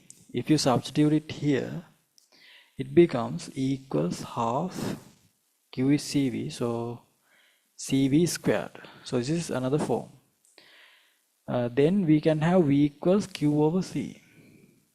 You can substitute it here, V equals Q over C. So E is half, you can get Q is squared over C. So the same equation but in different forms, right? Same equation in different forms. Okay.